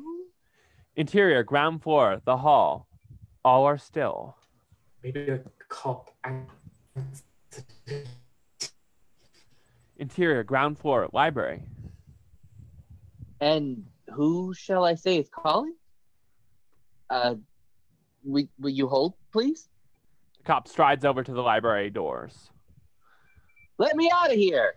Let me out of here! You have no right to shut me in! I'll book you for false arrest and wrong imprisonment and obstructing an officer in the course of his duty and murder! Interior ground floor of the hall. The door opens. The party stands there. Wadsworth with a broom in hand. What do you mean, murder?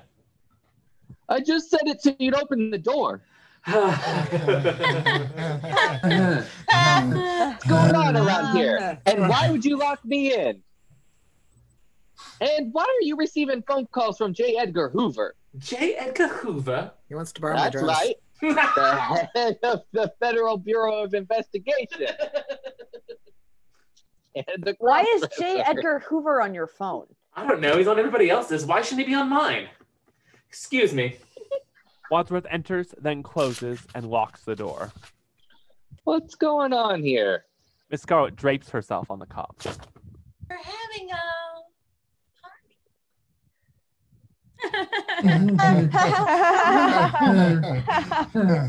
Do you mind if I look around? Sure. You can show him around, Mr. Green. Me? Yeah, you can show him the dining room and the kitchen and the ballroom. Fine. Officer, come with me. I'll show you the dining room, or the kitchen, or the ballroom. Interior, ground floor, dining room. The cop raises the metal partition and looks into the kitchen. Interior, ground floor, lounge. Drunko, that's you. I said make it look convincing.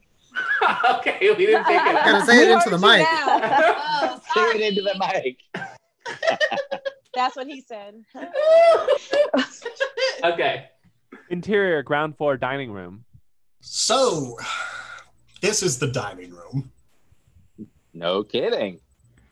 Interior, ground floor, lounge. Fun. Interior, ground floor, dining room. What's going on in those two rooms? Which two rooms? Cop pushes past him and enters the hall. Interior, ground floor, the hall. A couple of guests run frantically across the hall. Just as they leave the room, the cop enters and points at the lounge and the study. These two rooms. Oh, those two rooms. Yes. Mr. Green is at a loss. The cop strides toward the study door. Mr. Green blocks the cop's path. Officer, I don't think you should go in there. Why not? cop dodges around Mr. Green. The guest blocks the door to the study with his body. Because it's all too shocking. Cop throws Mr. Green aside. Interior, ground floor, the study. Music can be heard in the background. It's like to be a dream on a record player. Mrs. White is up against the couch, is on the couch on top of Mr. Body, using her hand to move his arm against her and pretending to kiss him. The cop sees Colonel Mustard and a woman apparently kissing against the far wall in a curtain. The camera reveals Mrs. Peacock is behind the curtain. Her hands are on Colonel Mustard's back, but Mrs. Ho is propped between them. Not all that shocking. These folks are just having a good time. The cop leaves the hall. Mr. Green is surprised. Interior, ground floor, the lounge. Miss Scarlet pours a drink into the motorist's mouth. The motorist is propped against a chair, drink in hand. The music can still be heard, but faintly. Interior, ground floor, the study. Colonel Mustard and Mrs. Peacock roll Mrs. Ho onto the couch. Oh my God. Interior, ground floor, the lounge. Just before the cop enters, Professor Plum takes Miss Scarlet onto the couch and begins kissing her. She has no choice but to follow his example. The cop comes in. Excuse me. The two lovers get up with a start. The cop notices the motorist. He leans into the dead man's face and sniffs. This man's drunk. Dead drunk. Dead right. You're not going to drive home, are you? He won't be driving home. I promise you that, officer. Yeah. Somebody will give him a lift, huh? Oh, we'll get him to a car. A long black car. A limousine. Professor Plum again lowers Mrs. Scarlet to the couch. She gives off a little cry of surprise. Interior, ground floor, the hall. Wadsworth exits the library. He leans against the door and sighs in thought. The cop and Mr. Green enter the hall. Wadsworth throws off his thoughts and walks to them. Officer! You're too late. I've seen it all. All during this conversation, Mr. Green is standing behind the cop, looking at Wadsworth. Green looks mystified but relieved. You have? I can explain everything. You don't have to. I don't? Don't worry. There's nothing illegal about any of this. Are you sure? Of course. This is America. I see. It's a free country, don't you know that? Didn't know it was that free. The cop glances back at Mr. Green, who tries to look innocent. May I use your phone now? Certainly. The butler leads the cop to the library once again and locks it. The guests start to merge into the hall. Why did you lock him in again? We haven't finished searching the house yet. Oh, we're running out of time. Only 15 minutes till the police come. The police already... They came. Shut up! Let's get on with it. Monsieur? The guests again split up to search the house as the music continues. Interior, ground floor, kitchen. Colonel Mustard and Miss Scarlet enter. Colonel Mustard suddenly opens the door only to have an ironing board hit him in the head. Miss Scarlet opens the door to the freezer. She grasps one of the meat hooks. It turns in her grip and reveals another secret passage in the back of the freezer. She gives off a cry of surprise. Woo! Look! I can't believe it! I wonder where this one goes. Well, let's find out. They step in. Interior, ground floor, the study. The music still continues. Colonel Mustard and Miss Scarlet swing aside a large painting and enter the room from the secret passage. They shrug. Let's try the ballroom again. Interior, attic. Mr. Green and Yvette are still poking around in the attic. Interior, ground floor, cellar steps, top. The camera reveals a gloved hand pulling a lever down. All electricity is shut off, the lights go off instantly, and the music stops. Interior, cellar, boiler room. Mrs. Peacock, in the darkness, backs up into the boiler. She thinks it's a person, perhaps Professor Plum, and starts to hit it with her handbag. Don't you touch me! Interior, second floor, master bedroom. A gust of wind blows in, shutting a door. Wadsworth yells in fright. Ooh! Interior, second floor, bedroom. Mrs. White screams. Ah! Interior, ground floor, staircase. Yvette is descending the stairs quietly. Mrs. White's scream can still be heard.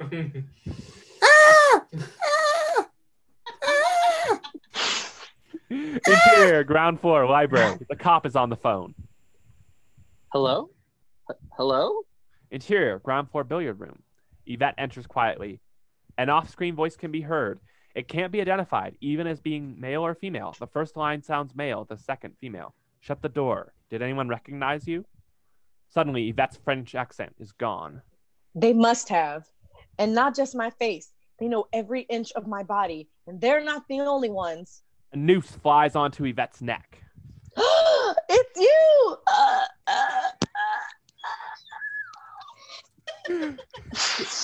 Oh, God.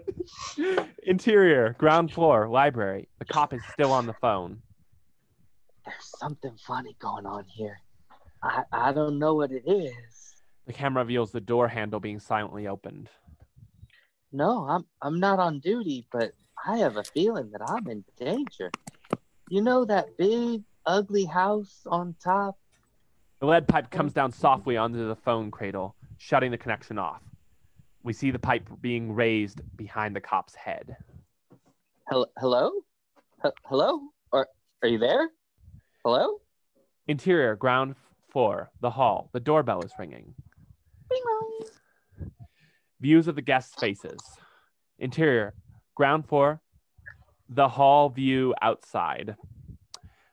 The front door opens. A young woman is outside. She is dressed in a uniform and strikes a pose as the door opens. I am the singing telegram. The gun fires. She falls to the ground. The door slams shut.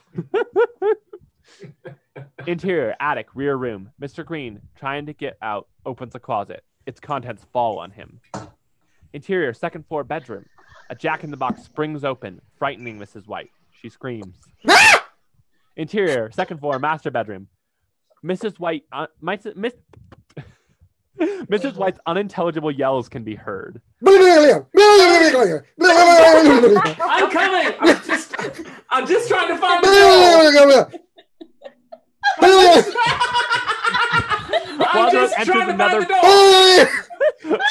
Wadsworth enters another part of the master bedroom. Coming. The handle. What's this? I'm at the door. He twists the handle, starting the shower. He is promptly very wet. Hey, it's Mrs. Wet. Who's making wet now? Oh, God. Interior, ground floor, staircase. A very wet Wadsworth sloshes down the... Oh, my. Goodness. A very wet Wadsworth sloshes down the steps. He goes to the entrance to the cellar and pulls up the lever, restoring electricity to Hill House. Interior, ground floor, the study. The record player starts playing again, taking several seconds to get up to speed. Interior. Hang on, I got it. You got it. Life is but a dream. I dreamed a dream in times gone by. 'Cause I'm dreaming. All right, there we go. Sweet dreams are made of these. Okay. Interior, ground floor of the hall. The party, minus Yvette, slowly reassembles in the hall. The song ends. Interior, We just ground turned floor, it on. billiard room. The camera reveals the guests looking in from the hall. They see Yvette's corpse sprawled on the pool table, still with the noose on her neck, and they walk off. Interior, ground floor library. The camera reveals the guests looking in from the hall. They see the cop's corpse hung over a table. The guests stand at the door. 2 murders. Professor Plum enters the library and picks up the lead pipe. Neither of them shot. I thought I heard a gun. I did. So did I. I thought I heard the front door slam. Oh, God! The murderer must have run out! The guests run to the front door. Exterior, Hill House, porch. The guests open the door, seeing the singing telegram girl's body. It has a bullet hole neatly through the forehead. 3 murders. And dead. 6 altogether. This is getting serious. They close the door and lock it.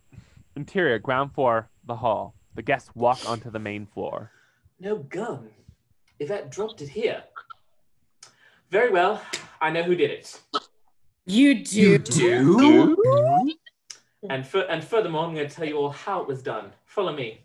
He walks to the library. The guests follow. Interior, ground floor library.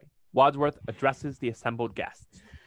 In order to help you understand what happened, I shall need to take you through the events of the evening step by step. Yvette was here by herself, waiting to offer you a glass of champagne. I was in the hall. I know because I was there. Then I hurried across to the kitchen. He waves for the guests to follow him. Interior, ground floor, kitchen. Wadsworth is running into the kitchen. Something. The guests following. And the cook was in here, alive, sharpening knives, preparing for dinner. And then... Interior, ground floor of the hall. Wadsworth springs up to the front door, the guests following closely. He proceeds to act out the events. And the doorbell rang, and it was you. Yes. I asked you for your coat, and I recognized you as Colonel Mustard, and I prevented you from telling your real name because I didn't want any of you to use a name other than your pseudonym, and I introduced myself to you as the butler, and I ran across the hall to the library. He does so, with the confused guests in tow. Interior, ground floor library. Wadsworth imitates everything he describes. And then Yvette met you, and smiled, and poured you a drink. He runs for the hall. Interior, ground floor of the hall, foyer. Wadsworth heads for the front door. And the doorbell rang.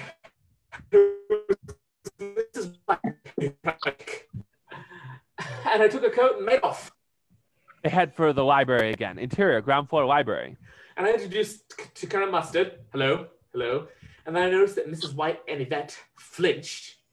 Then there was a rumble of thunder and a crash of lightning. And to make a long story short... Too late. Too late. Too late. One by one, you all arrived. Interior, ground floor of the hall. Wadsworth grabs the gong mallet. And then the gong was struck by the cook. It's a gong now. He does so. The bong mallet. Cook hit the bong.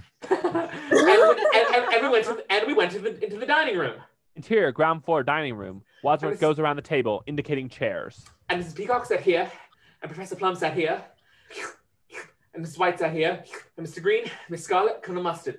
This chair was vacant. Anyway, we'd all received a letter, and you had a letter, and you had a letter, and you had a letter. Get on with it. Get on with that. The point is, yes. The point is, no, it's Monty Python. Monty Python. Yes. Oh, yeah. The point is blackmail. But all this came out after dinner in the study. You're right. He heads into the hall. Interior, ground floor of the hall. The party runs across the hall to the study. Interior, ground floor, study. The butler rushes around the room, pointing at different locations. Mr. Green stood here, and Mrs. Peacock here, and Miss Scarlet here, Professor Plum here, and Colonel Mustard, and Mrs. White, and... Get on with it! I'm getting there. And Mr. Bolly went to get his surprise packages from the hole, and you all opened your presents, and Mr. Bolly switched out the lights. Wadsworth turns off the lights. Pause. Everyone screams. The lights are flipped back on. Wadsworth is lying on the floor, and the guests, tired of this, react with disgust. The butler opens his eyes. Mr. Bolly lay on the floor, apparently dead. He was dead. I examined him. Then why was he bashed on the head a few minutes later with a candlestick if he was dead already? All right, I made a mistake. Right. But if so, why was Mr. Bolly pretending to be dead?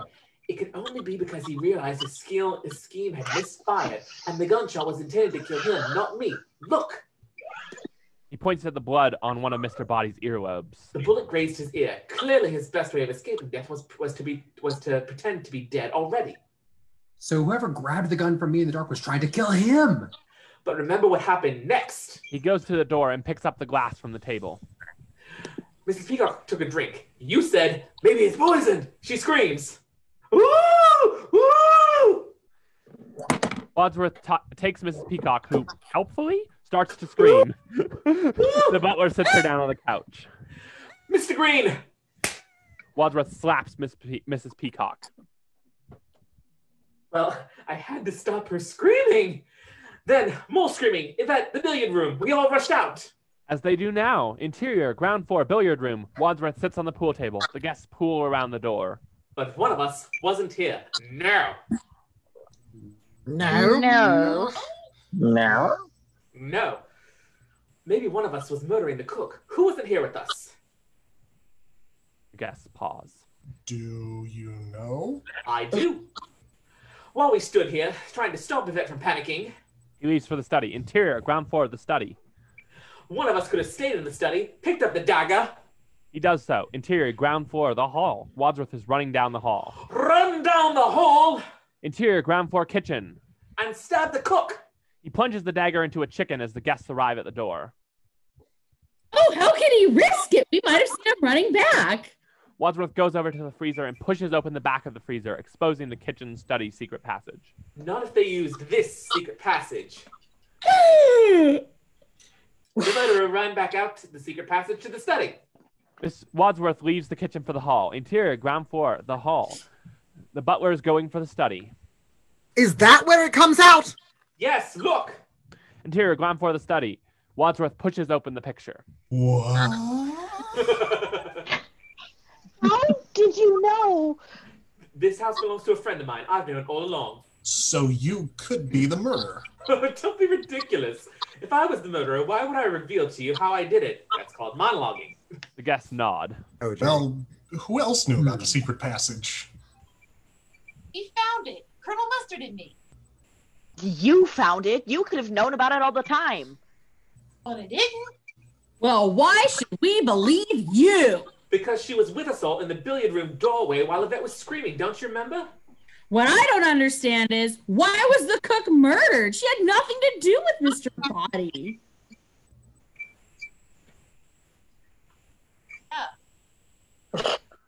I gathered you all here together because you all implicated in Mr. Body's dastardly blackmail. Did none of you deduce that the others were involved too? Evidently no one had. What others? The cook and Yvette? No! That's how he got all his information. Before he could blackmail anyone, Mr. Body had to discover the guilty secret. The cook and Yvette were his accomplices. I see. So whoever knew that the cook was involved killed her. Yes. Colonel Mustard looks very happy. I know because I was Mr. Body's butler that the cook had worked for one of you. Well, who? Who? You recognized Yvette, didn't you? Don't deny it. What do you mean, don't deny it? I'm not denying anything. Another denial. All right, it's true. I knew Yvette. My husband had an affair with her, but I didn't care. I wasn't jealous. You knew Yvette too, didn't you? Well, yes, she worked for me. And you also knew her, sir. We've already established that you're one of Miss Scarlet's clients. That's why you were so desperate to get your hands on those negatives. Photographs of you and Yvette in flagrante delicto, remember? Mr. Body threatened to send those pictures to my dear old mother. The shock would have killed her. Ha! That would have been quite an achievement since you told us that she's dead already. So, he had the motive. You all had a motive. But where and when was Mr. Body killed? Don't you see? He grabs Mr. Green. Look, we came back to the study with Yvette. Mr. Body was on the floor. Wadsworth trips Mr. Green to the floor as Mr. Body, pretending to be dead. Oh, sorry. You're good. Pretending to be dead. But one of us noticed he was alive, so I explained that I was Mr. Body's butler and I'd have invited you here, and we realized there was only one other person in the house. The cook! Wadsworth leaves the guests far behind. Interior, ground floor, the hall. Everyone runs from up the hall to the kitchen. Interior, ground floor, kitchen. The guests enter breathless. Mr. Green runs to the freezer just like he did before, but there's no Wadsworth. Well, where is he? The freezer door opens. Miss Scarlet screams. Ah! Wadsworth, looking quite dead, falls into Mr. Green's arms. The exasperated Mr. Green drops the butler to the floor. Wadsworth opens his eyes. By now, she was dead. We laid her down with our backs to the freezer. One of us slipped through the same secret passage. Again? Of course, back to the study. They all run out. Interior, ground floor of the study. Wadsworth acts as if he just entered the study from the secret passage. The murderer was in the secret passage. Meanwhile, Mr. Body... Wadsworth again throws Mr. Green to the floor. Had been on the floor. He jumped up. The butler picks up Mr. Green, then lets him fall again. The murderer came out of the secret panel, picked up the candlestick. Ha ha ha. The butler acts as if he had a candlestick. He goes after Mr. Green, who may not be acting his look of panic. Interior, ground floor of the hall. Wadsworth is pursuing a frightened Mr. Green up the hall toward the bathroom. Mr. Body followed us out of the study into the hall looking for an escape. The murderer crept up behind him and killed him! Mr. Wadsworth brings his hand down upon Mr. Green's head. Mr. Green falls. Will you stop that? No. Butler grabs Mr. Green and proceeds to the bathroom. And then he threw him into the toilet. No! Wadsworth leans against the bathroom door frame, pretending to check a watch. And nonchalantly rejoined us beside the cook's body in the kitchen. It took less than half a minute. So who wasn't there the entire time in the kitchen? Whoever it was is the murderer. He runs off. The bathroom door opens and Mr. Green emerges, drying his hands. He can hear a toilet flush. He hands a towel to Colonel Mustard. Interior, ground floor of the study. Wadsworth runs in. And we put the weapons in the cupboard, locked it, and ran to the front door. He runs out, almost colliding with the just arrived guests. Interior, ground floor of the hall. Wadsworth opens the front door and makes as if throwing the key away. To throw away the key! The motorist! I didn't throw the key away. I put it in my pocket, and someone could have taken it out of my pocket and substituted another. We were all in a huddle. Any one of us could have done that. Precisely. Slams the front door. Wait a minute. Colonel Mustard has a top-secret Pentagon job. Mrs. White's husband is a nuclear physicist. And... He runs into the billiard room and points in. Yvette is a link between them. What is your top-secret job, Colonel? I can tell you.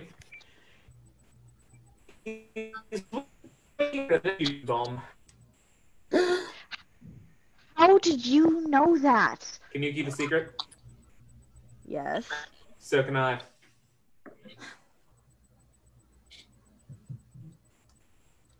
Oh shit! Is it between them, Wadsworth, Peacock, or did? Is this a plot between them, Wadsworth, or did Colonel Mustard do it alone? We shall see. We shall see. Let's look at the other murders. Yes, bad luck that the motorist arrived at that moment. It wasn't luck. I invited him. You did? Of course, it's obvious. Everyone here tonight was either Mr. Body's victim or accomplice. Everyone who has died gave him vital information about one of you. I got them here so they give evidence against him and force him to confess. Oh, yeah? Well, what about the motorist? What kind of information did he have? He was my driver during the war. Mustard sits in a chair. And what was he holding over you? He knew that I was a war profiteer. I stole essential Air Force radio parts and I sold them on the black market, and that's how I made all my money, but that does not make me a murderer. Well, a lot of airmen die because their radios didn't work. Was the policeman working for Mr. Body too? Cop was from Washington. He was on my table. I bribed him once a week so I could carry on with business. Mr. Body found out somehow. Oh my God. Oh, please. And the singing telegram girl? Exterior, Hill House, front door, view inside. The rain has stopped. The people open the door and see the singing telegram girl's corpse. She was my patient once. Had an affair with her. That's how I lost my license. Mr. Body found that out too. Well, let's put her in the study with the others. Interior, ground floor of the study. The men drop the singing telegram girl's body on the floor. So, now you all know why they died. Whoever killed Mr. Body also wanted his accomplices dead. How did the murderer know all about them? I mean, I admit I had guessed this young singer informed on me to Mr. Body, but I didn't know anything about it, any of you all, until this evening. First, the murderer needed to get the weapons. Easy. He stole the key from my pocket, and then we all followed Colonel Mustard's suggestion that we split up and search the house. That's right! It was Colonel Mustard's suggestion. Colonel Mustard cannot meet their eyes. And one of us got away from his or her partner and hurried to the study. On the desk was the envelope for Mr. Body. It contained photographs and letters, the evidence of Mr. Body's network of informants. Where's the envelope now? Gone. Destroyed. He looks around. Perhaps in the fire. The only possible place. Aha! Then, having found out the whole story, the murderer went to the cupboard, unlocked it with the key, took out the wrench. Then we found the secret passage from the conservatory to the lounge, where we found the motorist dead.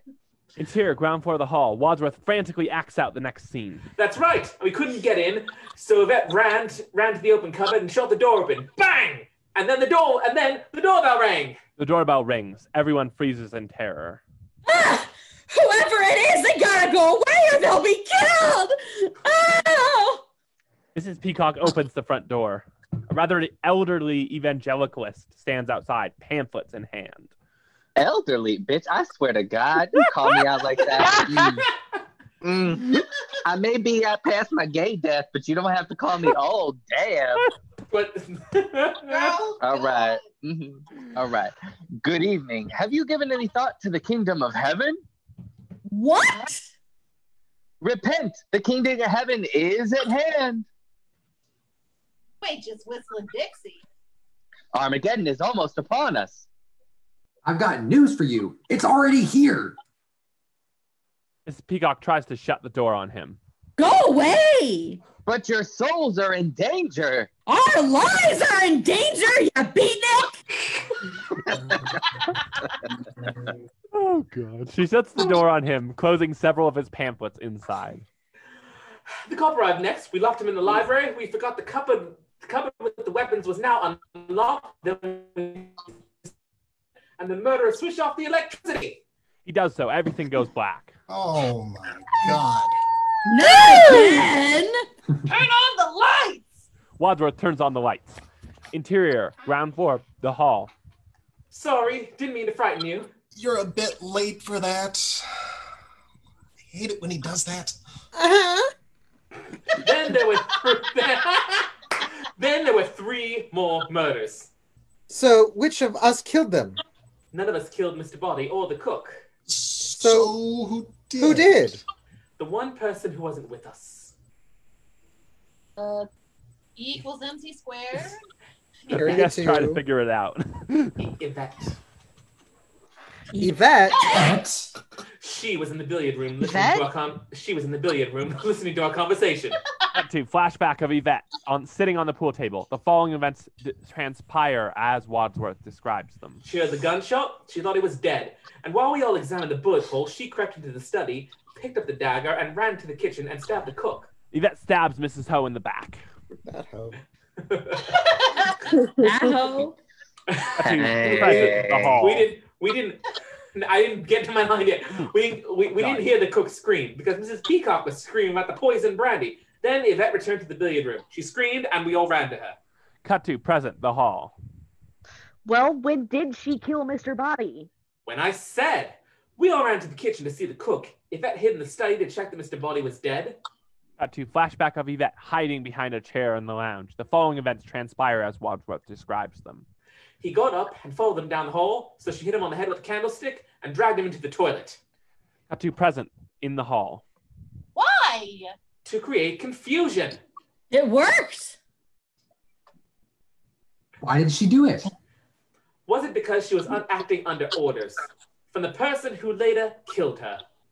Who? Who? Who? You sound like a bunch of owls. Was it one of her clients? Or was it a jealous wife? Or an adulterous doctor? No, it was her employer, Miss Scarlet. That's a lie! Is it? You used her the way you always used her.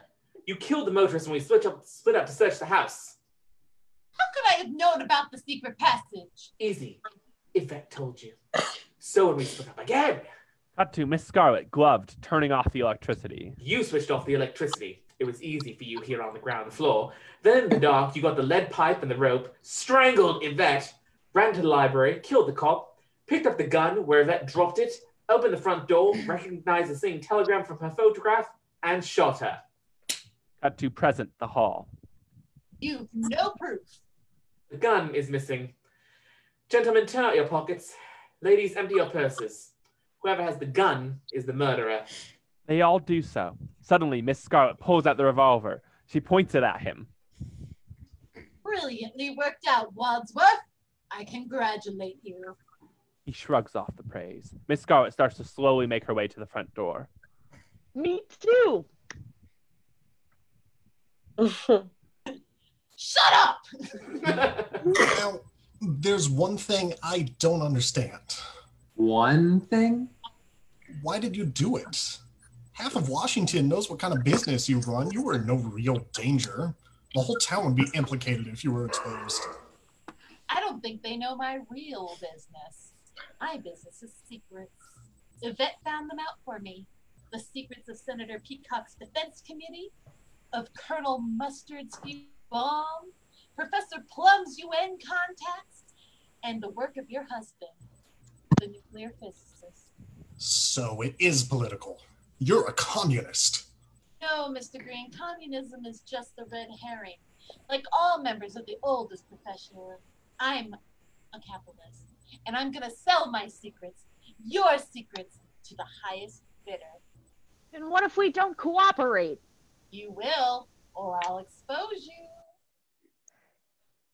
It could expose you. 6 murders? I hardly think that will enhance your reputation at the UN, Professor Plum.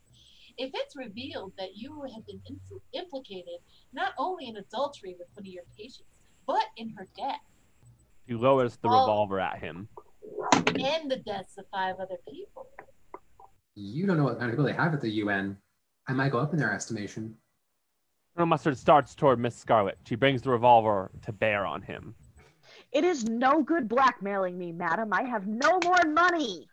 The guests agree, claiming the same thing. Same money. Oh, I know, sweetie pie. But you can pay me in government information. All of you. He pauses, then walks to Wadsworth. She points the revolver at him. Except for you, Wadsworth.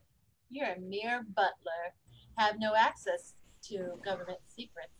She cocks the gun. So I'm afraid your moment has come. Not so fast, Scarlet. I do have a secret or two. Oh, yeah? Such as? The game's up, Scarlet. There are no more bullets left in that gun. Oh, come on. You really think I'm going to fall for that old trick? It's not a trick. There was 1 shot at Mr. Body in the study, 2 for the chandelier, 2 at the lounge door, and 1 for the singing telegram. That's not 6. 1 + 2 + 2 + 1. There was only 1 shot that got that chandelier. That's 1 + 2 + 1 + 1. Even if you are right, that would be 1 + 1 + 2 + 1, not 1 + 2 + 1 + 1. Okay, fine. 1 + 2 + 1. Oh, shut up! Point is, there's 1 bullet left in this gun. Guess who's gonna get it? The doorbell rings. Ding dong! Scarlet is distracted by it. Wadsworth turns her arm around, taking the gun and forcing her to kneel on the floor. Mr. Green runs for the door and opens it. Cops pour in. Mr. Green cowers by the closet in the foyer. I'm only a guest. Where's the chief? The elderly evangelist, thank you. That word is escaping me today. The elderly evangelist, the chief, walks in, gun in hand. This bitch keeps calling me old. Oh, Wadsworth, well done. I did warn you, my dear. Mr. Hoover is an expert on Armageddon. Scarlet is pulled to her feet. Wadsworth, don't hate me for trying to shoot you. Frankly, Scarlet, I don't give a damn. As I was trying to tell you, there are no bullets left in this gun, you see? He pulls the trigger, firing the 6th bullet through the rope of the 2nd chandelier. Wadsworth is perplexed. Scarlet shrugs, embarrassed. 1 + 2 + 1. The camera reveals Colonel Mustard. +2 + 1. And the chandelier shatters on the floor behind him. The camera freezes. That's what could have happened. But how about this? Wadsworth has just turned on the lights, like at the beginning of Ending A. In the dark, the murderer ran across the hall to the study, picked up the rope and the lead pipe, ran to the billiard room, strangled Yvette. He demonstrates on Mrs. White. It's a spelling error. Ran to the library, hit the cop on the head with the lead pipe, and then coming out of the library, the doorbell rang. It was a singing telegram. The murderer picked up the gun where Yvette dropped it, ran to the door, opened it, recognized the girl from a picture, shot her, and ran back to the cellar. The cellar! Cellar! Yes. But Colonel Mustard wasn't in the cellar. No, but you were. So? Sorry, someone's trying to Facebook call me in the middle of that line. Oh, no! Bastard! I know. So? Yeah. Call them out. Name names. Yes. It was my house of effort. Sorry, guys. You murdered them all. You were the person who was missing when the cook and Mr. Buddy were murdered. And the cook used to be your cook. Don't you remember your fatal mistake? You told us at dinner that we were eating one of your favorite recipes. And monkey's brains, though popular in Cantonese cuisine, are not often to be found in Washington, D.C. Is that what we ate? He covers his mouth and runs for the bathroom. Why would I have murdered all of the others? Obviously, in case Mr. Buddy had told them about you. So it has nothing at all to do with this great nuclear physicist and Colonel Mustard's work on the new fusion bomb. No. Communism was just a red herring. Mrs. Peacock did it all. There's no proof. Well, the gun is missing. Gentlemen, turn out your pockets. Ladies, empty your purses. The camera reveals Miss Scarlet's empty purse. Whoever has the gun is the murderer. Mrs. Peacock opens her purse and pulls out the gun, pointing it at the butler. Can't do it with that hand. Very well. That's what she said. 2 fingers. What do you propose to do about it? She makes her way to the front door. Nothing. Nothing? Nothing.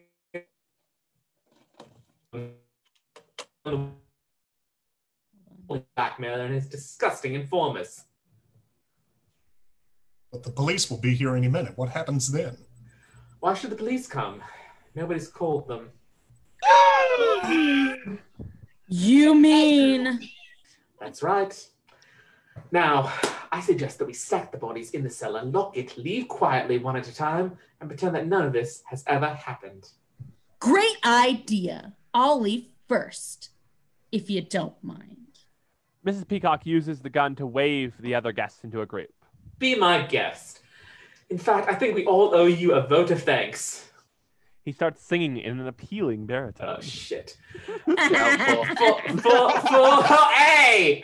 For she's a jolly good fellow, for she's a jolly good fellow. For she's a jolly good fellow. Which nobody can deny. Which nobody can deny. Nobody can deny. For she's a good... Ooh, I'm just gonna stop. Yeah. As soon as the door shuts, Appealing Party baritone. stopped singing. I said it. Am I the myself, only Mom. actual singer in this group? Yes. No, Yes. maybe I am, but I'm not one of you. I'm dead. All of my characters are dead. You are dead. Not and the elderly Also singing on evangelical. Zoom, which doesn't work. No. They relax Yeah, blame somewhat. it on technology. Yes. That's At what least it the was. immediate danger is past. I told you I didn't do it. But what if the authorities find out what happened? The FBI will take care of that. You mean? My phone call from Mr. Hoover? I work for him, of course. How else could I have known everything about you all? There's still one thing I don't understand. One thing? Who was Mrs. Peacock taking bribes from? A foreign power. Her husband, the senator, has influence over defense contracts. Is there going to be a cover-up? Isn't that in the public interest? What could be gained by exposure? But is the FBI in the habit of thinking about her multiple murders? Yes. Why do you think it's run by a man called Hoover? Exterior Hill House driveway. Mrs. Peacock has her keys out and is getting ready to get into the car. Elderly evangelist steps onto the doorway. This bitch. Oh, Mrs. Peacock. How did you know my name? The kingdom of heaven is at hand. He whips out a gun and points it at her. Floodlights engage and cops pour Yeah. the yard. Whip it out. Okay, take her away. Take your hands off me! I'm a senator's wife! Summon up the best Karen she can. The front door opens and the guests, with Wadsworth at their head, pour out onto the porch. Wadsworth, we got her. You see, like the Mounties, we always get our man. Mrs. Yeah, you're a Peacock was a man. man? Wadsworth slaps him. Then Colonel Mustard does the same. Would anyone care for fruit or dessert? The camera freezes. But here's what really happened. Interior, ground floor of the hall. Wadsworth switches on the lights, like in the other two endings. Sorry, didn't mean to frighten anyone. You're a bit late for that. Then there were 3 more murders. So who did it? Wadsworth starts striding away. Let's consider each murder one by one. Professor Plum, you knew Mr. Body was still alive. Even psychiatrists can tell the difference between patients who are alive but dead. You fired the gun at him in the dark and missed, so you pretended he was dead. That's how you were able to kill him later unobserved. That's right. He was the missing person in the kitchen after we found Cook dead. But he was with us in the billiard room when we found Yvette screaming. If that's when the cook was killed, how did he do it? I didn't. You don't expect us to believe that, do you? I expect you to believe it. You killed the cook. She used to be your cook, and she informed on you to Mr. Body. Interior, ground floor, dining room. What? Wadsworth enters. The guests stay around the door from the hall. You made one fatal mistake. He sits in the spot Mrs. Peacock occupied during dinner. Sitting here at dinner, Mrs. Peacock told us she was eating one of her favorite recipes. And monkey's brains, though popular in Cantonese cuisine, are unlikely to be found in Washington, D.C. Interior, ground floor, the hall. The party re-enters the hall from the dining room. Colonel...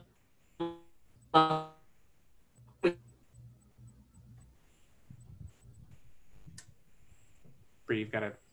Yeah, sorry, you cut out. Oh, I said, Colonel Mustard, when we saw the motorist at the front door. Cut to a flashback. At the inside of their huddle when the motorists arrived. The following happens as Wadsworth describes them. You took the key to the weapons cupboard out of my pocket, then you suggested that we all split up. You separated from Miss Scarlet, crossed the hall, opened the cupboard, took the wrench, ran to the conservatory, entered the lounge through the secret passage, killed the motorist with a blow on the head. Cut to interior, ground floor, the lounge. The present in the lounge. Like that! He strides into the hall. Interior, the ground floor, the hall. This is incredible. Not so incredible as what happened next. He starts up the stairs. After we all split up again, I went upstairs with you. Yes, you, Mrs. White.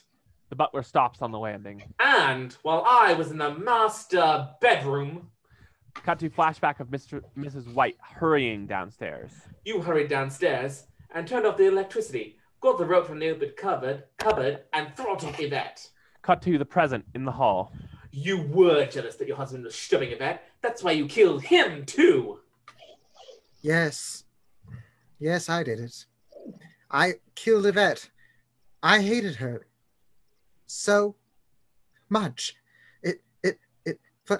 Flames on the side of my face, having runs, heaving. But while you're in the billiard room... Cut to flashback. The events occurring as the butler describes them. Miss Scarlet seized the opportunity and, under cover of darkness, got to the library where she hit the cop whom she'd been bribing on the head with a lead pipe. Cut to the present in the hall. True or false? True. Who are you, Perry Mason? So it must have been Mr. Green who shot the Zine telegram. I didn't do it.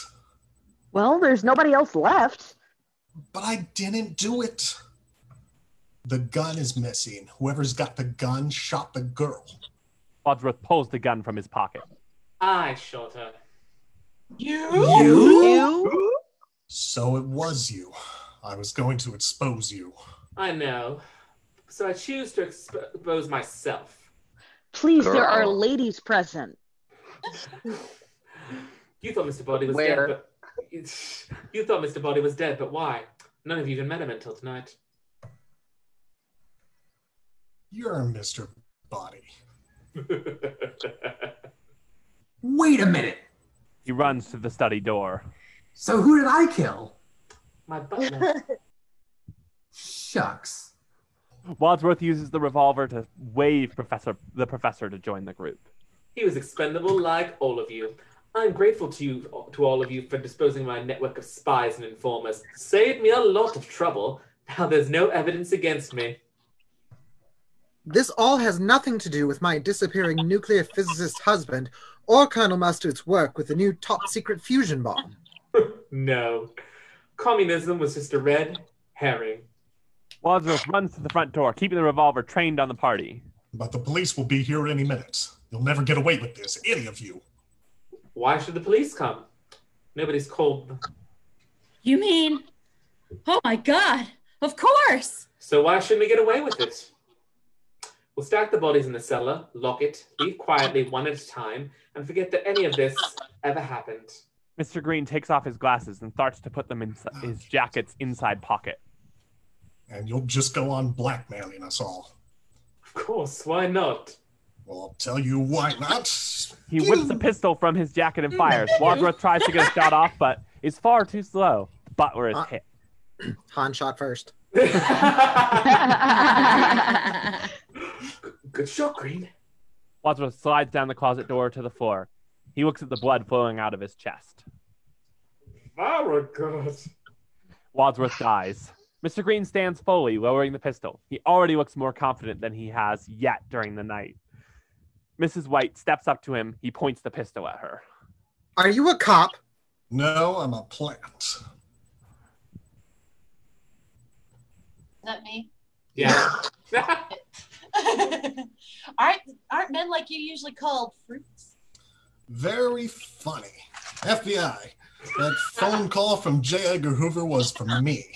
He steps up to the front door and grabs the handle. I told you I didn't do it. He opens the door. Cops pour in. The elderly evangelist, the chief, follows them in. God fucking damn this. Jesus. All right, who done it? I guess I'll try to explain. It was him. And her. She did there was a with the thing. revolver. There was over there, and you know, stick involved. There was a. The cops I have no idea. pointing their guns at different guests. Mr. Green shouts above the din. They all did it. But if you want to know who killed Mr. Body, I did. In the hall with the revolver. Take him away, Chief. I'm going to go home and sleep with my husband. The camera freezes on Mr. Green as he turns to leave, and he and the chief grin. The end. Yay! We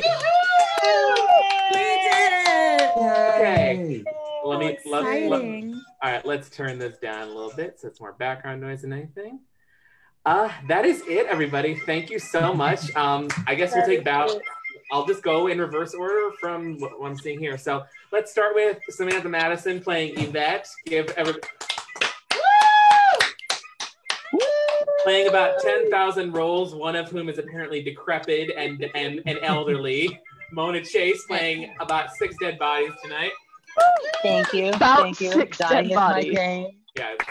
Thank you. Our narrator for tonight, Brianna Cardoza. Yes. Colonel Mustard, played by Cadaver Dadio. Mr. Green, played by Luke Seckington. Come on, Luke. Professor Plum, played by Sean Watson. Aw, the card. Miss Scarlet, played by Jinger Fahrenheit. Even though she was gone, it's okay. Mrs. White, played by Liz Davidson. And Mrs. Peacock, played by Kelsi Davis. Bring me on. And Wadsworth, played by Sarah Rose Jameson. Yay! Maestro. Yes. Thank you. Everybody who's been watching, thank you. Thank you so much. This has been so much fun. So much Thank you. I had a blast. Applause for This everybody evening who was donated. sponsored by alcoholic beverages. Yeah, and foolishness. All right, so grand total at the end of the night, we have raised $550 for MTUG. I'm gonna keep the fundraiser open a couple of days more before I close it, and then so if you missed out tonight, still plenty of time to donate. But that's it for now. Thank you to everyone who tuned in. Thank you to my wonderful cast. This is like, I feel like we need to be like Wonderful? we need to be like the not ready for like Facebook. Not ready for Facebook players, something like that. So Anything. no, that's it for Not me. ready for lockdown players. There we go. God, I can't. Perfect. I'm gonna end this. Y'all have a great night. My cast and everybody watching, thank you so much. Hope everyone's staying calm and cool and collected, and that's about it. I'm gonna go home and sleep with my wife.